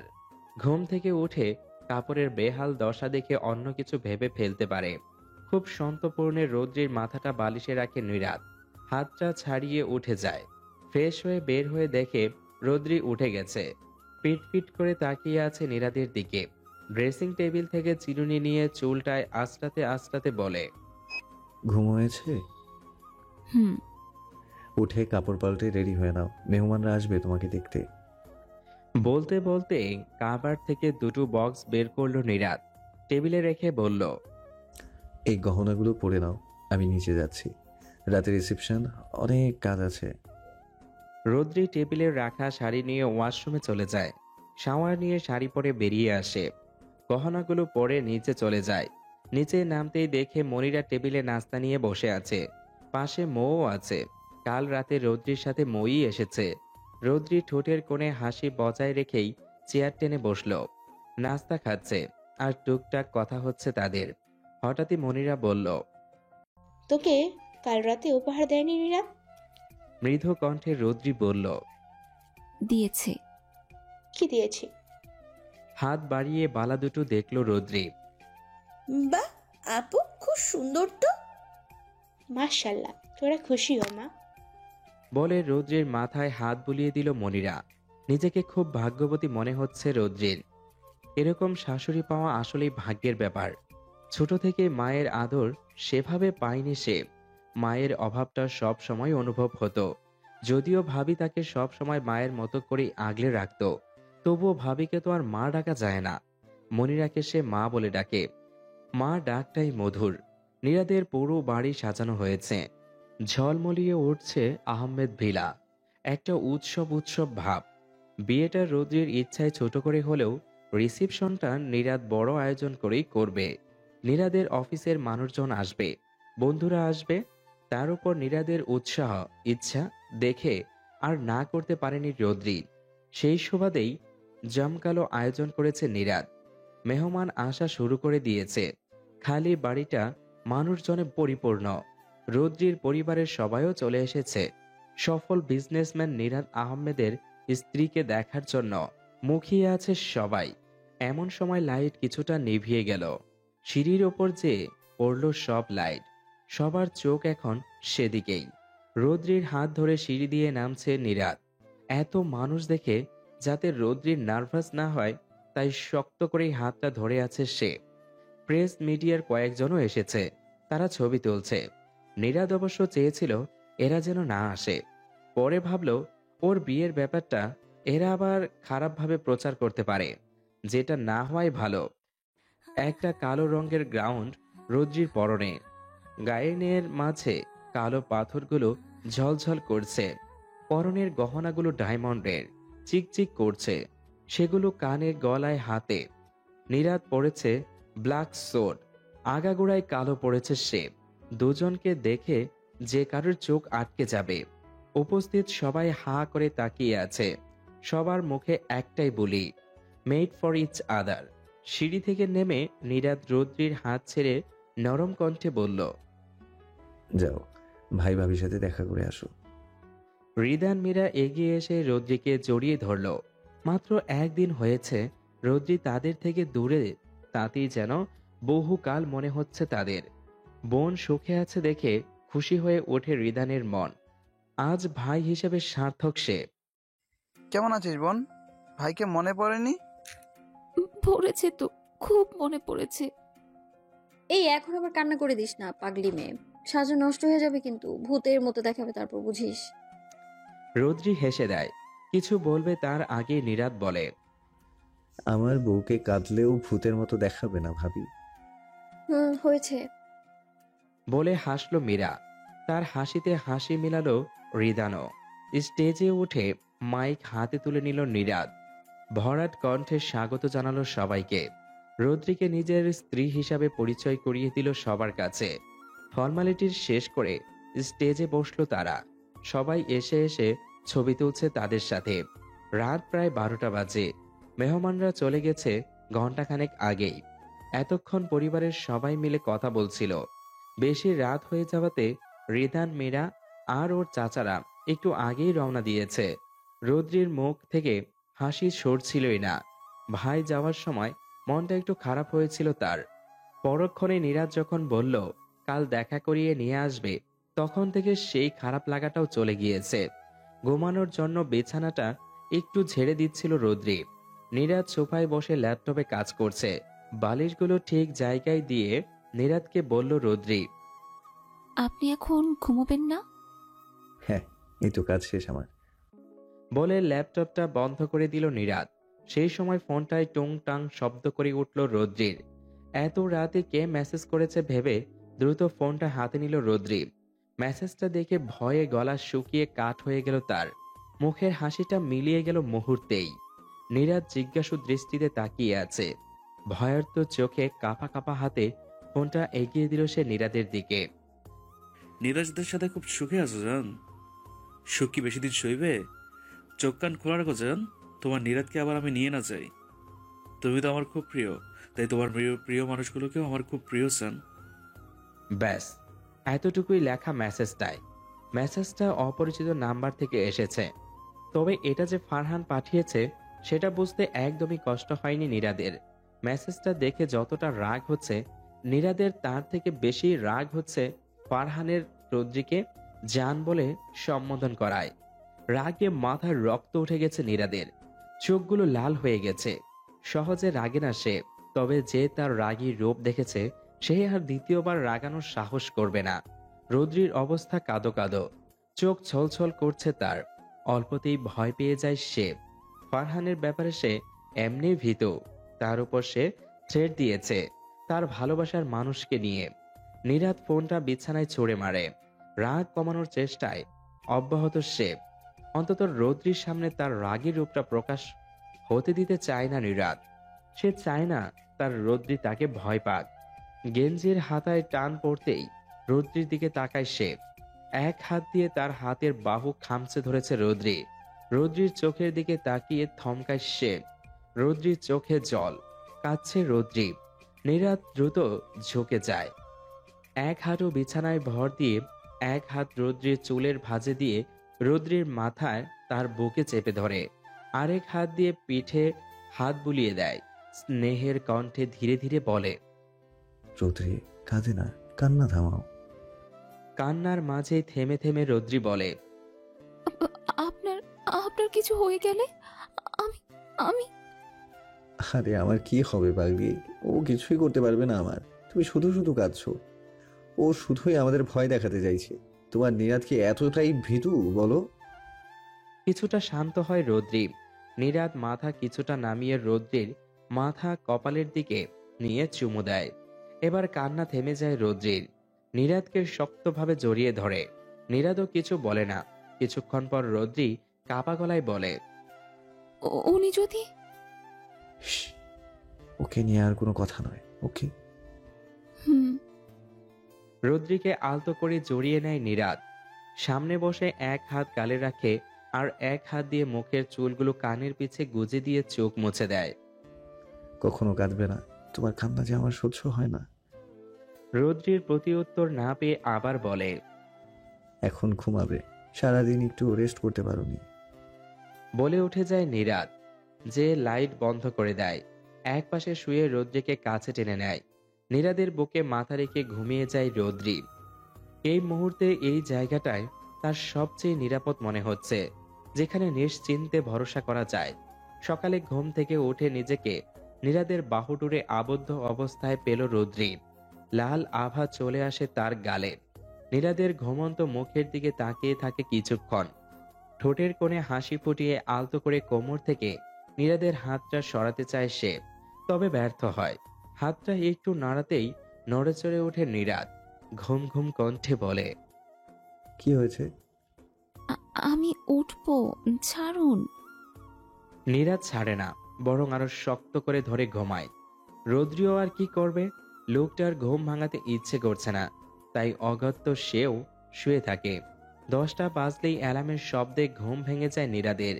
হাত বাড়িয়ে সেটা বন্ধ করে নীরাদ রৌদ্রির দিকে তাকিয়ে দেখে সে আগে থেকেই জেগে তার দিকে তাকিয়ে আছে। নীরাদ হেসে দেয়। সদ্য ঘুম থেকে ওঠা মুখে সে হাসি অদ্ভুত সুন্দর লাগে। সারাদিন বেশ ভালোই কেটেছে রৌদ্রির। মায়ের সাথে গল্পে মেতেছিল সে এতক্ষণ। বিকেলের দিকে নীরাদ বেরিয়েছিল অফিসের কাজে। অনেক গুরুত্বপূর্ণ মিটিং, তাই জরুরিভাবে যেতে হয়েছে তাকে। আজ যেতে পারেনি, তাই বলেছে কাল ভাইয়ের বাসায় নিয়ে যাবে। রৌদ্রিও আপত্তি করেনি। টেবিলে খাবার সাজিয়ে নীরাদের জন্য অপেক্ষা করে সে। মনিরাও খায়নি, বলেছে নীরাদ আসলে তাকে ডেকে দিতে। 10টা বেজে গেলেও নীরাদ ফেরে না। রুমে যেয়ে নীরাদের নাম্বারে ফোন করে সে। কালকে রাতের অজানা সংশয়টা আবারও মাথায় জেঁকে বসে যখনই ওপাশ থেকে মেইলি কণ্ঠে ভেসে আসে, this number is currently not reachable, please try again letter. মুখোমুখি বসে আছে ফারহান আর নীরাদ। নীরাদের ঠোঁটের কোণে বাঁকা হাসি। এক হাত দিয়ে টেবিলের উপর রাখা পেপার ওয়েটটা ঘোরাচ্ছে সে। ফারহান থমথমে চেহারায় বসে আছে। তার অফিসে এসে তার উপরেই জোর খাটানো হচ্ছে। ব্যাপারটা সে একদমই মেনে নিতে পারছে না। ফারহানকে চুপ থাকতে দেখে নীরাদই বলল, কি হয়েছে? কথা বলছিস না কেন? কোন সাহসে তুই রৌদ্রিকে মেসেজ দিয়েছিস? রাগে চিৎকার করে ওঠে নীরাদ। রৌদ্রি আমার, শুধুই আমার। তুই ওকে ছলনা করে বিয়ে করেছিস। আমার জানকে আমার করেই ছাড়বো, দেখে নিস। ধৈর্যর বাঁধ ভেঙে যায় নীরাদের। এক হাত দিয়ে ফারহানের কলার চেপে দাঁড়া করায় সে। দাঁতে দাঁত চেপে বলে, মুখ দিয়ে আর একবার জান শব্দটা বের করলে তোর জানটাই কিন্তু আমি নিয়ে নেব, সো বি কেয়ারফুল। বলেই ফারহানের মুখ বরাবর একটা ঘুষি দিয়ে ঝামটা দিয়ে ছেড়ে দেয় কলার। নাক আর ঠোঁটের কোণ দিয়ে রক্ত বেরিয়ে আসে ফারহানের। রক্তটা হাত দিয়ে মুছে নীরাদকে মারার জন্য তেড়ে আসে সে। নীরাদ শান্ত কণ্ঠে ভ্রু উঁচিয়ে বলে, ডোন্ট ইউ ডেয়ার। ফারহান থেমে যায়। এই মুহূর্তে নীরাদকে ভয় লাগছে তার। সে ভাবেনি নীরাদের এমন রূপও থাকতে পারে। রুমের দরজা খুলে প্রবেশ করে ফারহানের বাবা। হতদন্ত হয়ে ছুটে এসেছে সে। অস্থির দেখাচ্ছে তাকে। হাঁপাতে হাঁপাতে সে বলল, মিস নীরাদ, আমার ছেলেকে ছেড়ে দিন। ওর ভুল হয়ে গেছে, আর কখনো এরকম কিছু হবে না। আমি কথা দিচ্ছি আপনাকে। ফারহান আপত্তিকর গলায় বলল, এসব তুমি কি বলছো ড্যাড? ফারহানের বাবা ধমকে উঠে বলে, কোনো কথা বলবে না তুমি। আমার সম্মান তুমি ধুলায় মিশে দিয়েছো। ফারহান চুপ করে যায়। সে বুঝতে পারছে অবস্থা বেগতিক। এখন কথা না বলাই শ্রেয়। নীরাদ তাদের কথা শুনে হাসে। তারপর হাসি থামিয়ে 2 হাত পকেটে গুজে গম্ভীর গলায় বলে, দেখুন মিস্টার চৌধুরী, আপনার ছেলেকে আমি চাইলেই এখনই মেরে ফেলতে পারি, কিন্তু মারছি না শুধু আপনার অনুরোধের জন্য। আপনি আমার অনেক বড়, আপনাকে সম্মান করে আমি আপনার কথা রাখছি। তবে এরপরও যদি ও আমার ওয়াইফের সাথে কোনো কিছু করার চেষ্টা করে, তখন কিন্তু আশা করি আপনি বুঝতে পারছেন। জি জি মিস নীরাদ, আর এমন হবে না। নীরাদ উত্তর দেয় না। ফারহানের দিকে একবার তীক্ষ্ণ দৃষ্টি নিক্ষেপ করে বের হয়ে যায়। সোজা গাড়িতে উঠে গিয়ে স্টার্ট দেয়। এক হাতে ফোনটা বের করে। রৌদ্রি এখনো ফোন দেয়নি ভেবে অবাক হয়। অন করতে গিয়ে দেখে ফোন অফ, মানে ফোনে চার্জ নেই। শিট বলে গাড়ির হ্যান্ডেলে বাড়ি দেয়। দ্রুত আরেকটা ফোন বের করে সে রৌদ্রির নাম্বারে কল দেয়। অপরিচিত নাম্বার থেকে কল পেয়ে ভয় পেয়ে যায় রৌদ্রি। ভাবে হয়তো ফারহান কল দিয়েছে। ফোনটা রিসিভ করে কাঁপা কাঁপা কণ্ঠে বলে, হ্যালো হ্যালো, কে? রৌদ্রির ভয়ার্ত কণ্ঠ শুনে নীরাদ দ্রুত বলে, আমি নীরাদ, তুমি চিন্তা করো না। একটা কাজে আটকে গিয়েছিলাম, ফোনের চার্জ শেষ, তাই ইনফর্ম করতে পারিনি। আমি আসছি, জাস্ট 20 মিনিট লাগবে, ওকে? নীরাদের বলা সবগুলো কথা মাথার মধ্যে ঘুরপাক খায় রৌদ্রির। প্রশ্ন না করতেই সব উত্তর দিয়ে দিয়েছে নীরাদ। রৌদ্রিকে চুপ থাকতে দেখে নীরাদ আবার বলে। রোদ্রি, মৃদু কণ্ঠে রৌদ্রি বলে। জি ঠিক আছে, আপনি আসেন। এক্সট্রা চাবি দিয়ে দরজা খুলে ভিতরে ঢুকে নীরাদ। ডাইনিং টেবিলে মাথা রেখে ঘুমিয়ে গিয়েছে রৌদ্রি। পাশে প্লেট সাজানো, তার জন্য অপেক্ষা করতে করতেই ঘুমিয়ে গেছে মেয়েটা। নিজেও খায়নি। নীরাদ কোনো রকম শব্দ না করে ওপরে যায়, দ্রুত ফ্রেশ হয়ে নিচে নামে। রৌদ্রি এখনো আগের মতোই ঘুমিয়ে আছে। নীরাদ যে মাথায় হাত রাখে, নরম গলায় ডাকে। রোদ্রি। একবার ডাকলেই মাথা তুলে তাকায় রৌদ্রি। নীরাদের পরনে বাসার কাপড় দেখে বুঝতে পারে সে আগেই এসেছে। বিস্মিত কণ্ঠে বলে। আপনি কখন আসলেন? পাশের চেয়ার টেনে বসতে বসতে নীরাদ বলে। একটু আগেই। রৌদ্রির সামনে প্লেট রেখে বলে। মা খেয়েছে না? জি। বলে নীরাদকে খাবার বেড়ে দেয়। দুজনের খাওয়া শেষ হলে সব গুছিয়ে উপরে যায় রৌদ্রির। রুমে ঢুকে দেখে নীরাদ বিছানায় বসে ল্যাপটপে কাজ করছে। কাপড়গুলো সোফায় ছড়িয়ে ছিটিয়ে রাখা। রৌদ্রি যে সেগুলো ঠিক করে রাখে। ড্রেসিং টেবিলের সামনে দাঁড়িয়ে চুলগুলো বেনি করে নেয়। পিছনে ঘুরতে নিলে ঘাড়ে কারো নিঃশ্বাস অনুভব হয়। পিছন থেকে রৌদ্রির কোমর জড়িয়ে ধরে নীরাদ। রৌদ্রির উন্মুক্ত কাঁধে ঠোঁট ছোঁয়ায়। হালকা কেঁপে ওঠে রৌদ্রি। লজ্জা মাখা মিয়ে যাওয়া কণ্ঠে বলে। নীরাদ, কি করছেন? নীরাদ উত্তর দেয় না। রৌদ্রিকে সামনে ঘুরিয়ে আস্তে পিস্তে জড়িয়ে ধরে। তার ঠোঁট জোড়া ক্রমশই রৌদ্রির কাঁধে গলায় বিচরণ করছে, খুব গভীরভাবে। কাচের জানালা টেনে দেওয়া পর্দার ফাঁক দিয়ে সকালের মিষ্টি রোদের শুকনো রোশনি চোখের উপর পড়তেই নড়েচড়ে উঠল রৌদ্রি। ভোরের দিকে ঘুমিয়েছে সে, ঘুম থেকে উঠতে ইচ্ছে করছে না। কোনো মতে চোখ খুলে মুখটা পাশে ঘোরাতেই থমকে গেল সে। নীরাদ তার দিকে এক দৃষ্টিতে তাকিয়ে আছে। নীরাদের নিঃশ্বাস এসে রৌদ্রির চোখে মুখে আছড়ে পড়ছে। নীরাদের হাতের শক্ত বন্ধনে আবদ্ধ সে। নীরাদ মুচকি হাসে রৌদ্রির এলোমেলো চুলগুলো মুখের থেকে সরিয়ে দিল। এখনো তার দৃষ্টি সরিহভাবে রৌদ্রির চোখে আটকে আছে। রৌদ্রির চোখগুলো ছোট ছোট করে প্রশ্ন করে। এভাবে কি দেখছেন? আমার রোদ্রিকে। নীরাদের সোজা সাপটা উত্তর। রৌদ্রির চোখ নামিয়ে নেয়, কিছুক্ষণ চুপ থেকে বলে। হাত সরান, আমি উঠবো। নীরাদ হাত না সরিয়ে ফট করে রৌদ্রিকে ঘুরিয়ে কপালে ঠোঁট ছুঁয়ে দেয়। হাতটা আগলা করে দিতেই রৌদ্রি দ্রুত উঠে যায়। মনে মনে হাসে নীরাদ, ভাবে মেয়েটা এত লজ্জা পায়। বিয়ের পর লজ্জা যেন আরো বেড়ে গেছে। সেই কিনা বোঝে না। তার লজ্জা মাখা চেহারায় চাহনি, মিয়ে যাওয়া কণ্ঠে সে বারবার খুন হয়। ভাইয়ের বাসা থেকে বের হতে হতে সন্ধ্যা হয়ে যায়। বিদায় নিয়ে দ্রুত গাড়িতে বসে নীরাদ। রৌদ্রির সিট বেল্ট বেঁধে দিয়ে গাড়ি স্টার্ট দেয়। খুব খুশি দেখাচ্ছে রৌদ্রিকে। নীরাদ আড় চোখে একবার পরখ করে নিল তাকে, তারপর সামনে তাকিয়ে ড্রাইভিংয়ে মনোযোগ দিল। রৌদ্রি আশেপাশে থাকলে সে কোনো কিছুতেই মন দিতে পারে না। তার অবচেতন মনের সকল অনুভূতি সেই রৌদ্রিতে গিয়েই আটকে যায়। কবে, কখন, কিভাবে যে মেয়েটাকে এত বেশি ভালোবেসে ফেললো সে নিজেও জানে না। এসব ভাবতে ভাবতে ঠোঁটের কোণে হাসি ফুটে ওঠে তার। এতক্ষণ ধরে নীরাদকে পর্যবেক্ষণ করছিল রৌদ্রি। সিটে মাথা কাত করে এলিয়ে নীরাদের দিকেই তাকিয়েছিল সে। নীরাদকে এভাবে হাসতে দেখে ভ্রু কুঁচকে এলো তার। জিজ্ঞাসু কণ্ঠে বলে। আপনি হাসছেন কেন? নীরাদ ফিরে তাকায়। রৌদ্রির মুখের দিকে তাকিয়ে কি যেন দেখে। রৌদ্রি আবার বলে। বলেন। মাথা এভাবে রেখেছো কেন? ঘাড়ে ব্যথা করবে পরে। দেখি সোজা করো। বলে নিজেই রৌদ্রির মাথা সোজা করে দেয়। রৌদ্রি মুচকি হাসে। নীরাদের এই ছোট ছোট কেয়ারগুলো সে খুব করে ভালোবাসে। নীরাদ এমন ধাঁচের মানুষের মধ্যে পড়ে যারা কিনা ভালোবাসতে বাধ্য করে। এরকম মানুষদের ভালো না বেসে থাকা যায় না। এদেরকে ভালোবাসা বাধ্যতামূলক। আর ভালো না বাসাটা প্রকৃতির নিয়মের বাইরে। জ্যামে আটকে আছে তাদের গাড়ি। নীরাদ ফোনে কার সাথে যেন কথা বলছে। রৌদ্রি অধৈর্য দৃষ্টিতে সামনের দিকে তাকিয়ে আছে। জ্যামের মধ্যে বসে থাকা তার কাছে প্রচন্ড অসহ্য একটা বিস্ময়। গাড়ির গ্লাসে ঠক ঠক শব্দে দুজনে সেদিকে তাকায়। একটা বাচ্চা মেয়েকে দেখে গ্লাস নামায় রোদ্রি। মেয়েটা একটা বেলি ফুলের মালা এগিয়ে দিয়ে মিষ্টি কণ্ঠে বলে, আফা, নিবেন? রোদ্রি মাথায় এগিয়ে মেয়েটাকে দেখে। বেশ মিষ্টি দেখতে মেয়েটা। রোদ্রি কিছু বলবে তার আগে নীরাদ বলে, নাও। রোদ্রি মেয়েটার হাত থেকে মালাটা নেয়।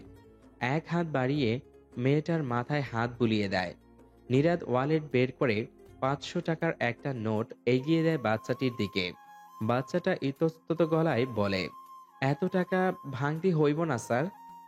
নীরাদ হাসি মুখে বলে, ভাঙতি লাগবে না, তুমি রেখে দাও। মেয়েটার মুখে হাসির ঝলকানি দিয়ে ওঠে। দৌড়ে দৌড়ে সামনে যায় সে। তার ওই সমবয়সী কিছু মেয়েদের সাথে গিয়ে খুশিতে মেতে ওঠে। জ্যাম ছেড়ে দিয়েছে ততক্ষণে। রোদ্রি এক হাতে মালাটা পেঁচিয়ে নিয়েছে। এই অতি ক্ষুদ্র জিনিসটাই তার কাছে অনেক মূল্যবান। বাসায় ফিরে ফ্রেশ হয়ে রাতের খাবার খেয়ে নেয় মনিরা আহমেদ, রোদ্রি আর নীরাদ। খাওয়া শেষে রোদ্রি মনিরা বেগমের রুমে যায়। তাকে ওষুধ খাইয়ে দেয়। আকাশে মেঘ ডাকছে, বৃষ্টি হবে বোধহয়। ঠান্ডা বাতাস হচ্ছে, তাই মনিরা রুমের জানালাগুলো ভালো করে আটকে দেয় সে। মনিরা আহমেদ স্নেহের সহিত হাত বোলায় রোদ্রির মাথায়। ভাগ্য করে এমন মিষ্টি একটা বউ পেয়েছে সে।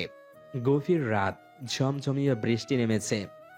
গভীর রাত, ঝমঝমিয়ে বৃষ্টি নেমেছে। ঠান্ডার থেকেও ঠান্ডাময় আবহাওয়া বিরাজ করছে। শীতল বাতাসে মুখিয়ে উঠেছে পরিবেশ। বিছানায় এলোমেলোভাবে ঘুমিয়ে আছে রোদ্রি। হঠাৎ কারো ক্ষীণ ডাকে আধো আধো ভাবে চোখ মেলে সে। নীরাদ ডাকছে তাকে। বলেন। ওঠো। রোদ্রি চোখ মুখ কুঁচকে তাকায়। কেন? বৃষ্টি হচ্ছে, ভিজবো, ছাদে চলো। নীরাদের এই 3টি বাক্যে যথেষ্ট ছিল রোদ্রির ঘুম থেকে উঠে যাওয়ার জন্য। হুড়মুড় করে উঠে বসে সে অস্থির কণ্ঠে দ্রুত বলে, আপনি ঠিক আছেন তো? আপনার তো কোনো কালেই বৃষ্টি পছন্দ না। আজ হঠাৎ ভিজতে চাইছেন, তো আবার এই মাঝরাতে? এই জ্বরটর এসেছে নাকি? বলে নীরাদের কপালে হাত রাখে রোদ্রি। নীরাদ হেসে দেয়। কপালে রাখা রোদ্রির হাতটা নামিয়ে হাতের উল্টো পিঠে চুমু খায়। আমি একদম ঠিক আছি, এত প্রশ্ন না করে দ্রুত ছাদে চলো। কিছুক্ষণ চুপ থেকে আবার বলে, আমি জানি তোমার মাঝরাতে বৃষ্টিতে ভেজার খুব শখ। রোদ্রি চমকায়। বেশ কয়েক মাস আগে সে নীরাদকে কথার ছলেই তার এই ইচ্ছেটা বলেছিল। নীরাদ এখনো মনে রেখেছে ভেবে খুবই অবাক হয় সে। আপনি এখনো মনে রেখেছেন সেটা? নীরাদ উত্তর দেয় না, কেবলমাত্র একটু হাসে। ছাদের ঠিক মধ্যখানটায় দাঁড়িয়ে আছে নীরাদ আর রোদ্রি। বৃষ্টি তুমুল বেগে ভিজিয়ে দিচ্ছে তাদের। 2 হাত মেলে বৃষ্টি উপভোগ করছে রোদ্রি। শাড়ি লেপ্টে আছে শরীরে, স্নিগ্ধ মোহনীয় লাগছে তাকে। হঠাৎ নীরাদ বলে, চোখ বন্ধ করো। রোদ্রি বিনা বাক্যে চোখ বন্ধ করে। কেন জানি প্রশ্ন করতে ইচ্ছে করছে না তার। মনে হচ্ছে যা হচ্ছে হোক না। নীরাদ হাঁটু গেড়ে বসে, এক হাতে সদ্য ফোটা এক গুচ্ছ লাল গোলাপ ধরা। বৃষ্টির পানিতে ভিজে একাকার সেগুলো। ছাদের এক কোণায় বেশ কিছু গোলাপ গাছ আছে, সেখান থেকে মাত্রই নিয়ে এসেছে সে। গোলাপগুলো বাড়িয়ে রোদ্রির দিকে ধরে বলে, চোখ খোলো। রোদ্রি চোখ খুলে নীরাদকে এভাবে দেখে থমকে যায়। বাকরুদ্ধ হয়ে তাকিয়ে থাকে। নীরাদ বড় করে একটা শ্বাস নিয়ে বলে, আই নো যে এটা একটু অদ্ভুত, কিন্তু তোমাকে কখনোই সেভাবে বলা হয়নি।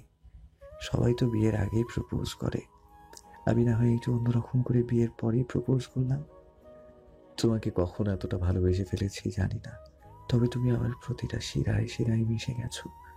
তুমিহীন আমি কে ভাবতেও আমার ভয় লাগে। সব সময় আমার পাশে থেকে এভাবে আমাকে গুছিয়ে রেখো। এই এক গুচ্ছ লাল গোলাপের সঙ্গে আমার ভালোবাসা গ্রহণ করো প্রিয়।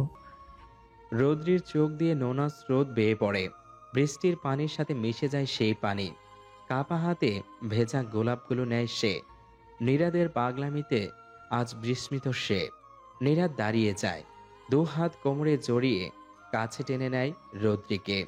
নেশা ভরা কণ্ঠে বলে, তোমাকে আমি সুস্থ মানুষের মতো ভালোবাসতে পারবো না, কারণ আমি তোমাকে পাগলের মতো ভালোবাসি।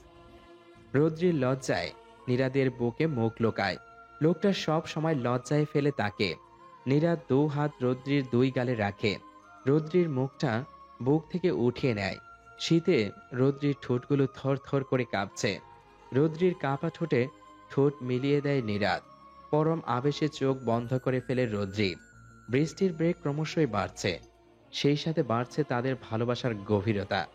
যাই হোক, সর্বোপরি গল্পটা আপনাদের কেমন লাগলো অবশ্যই কমেন্টে জানিয়ে দিবেন। ভালো লাগলে আপনার বন্ধুদের সাথে শেয়ার করবেন। ধন্যবাদ।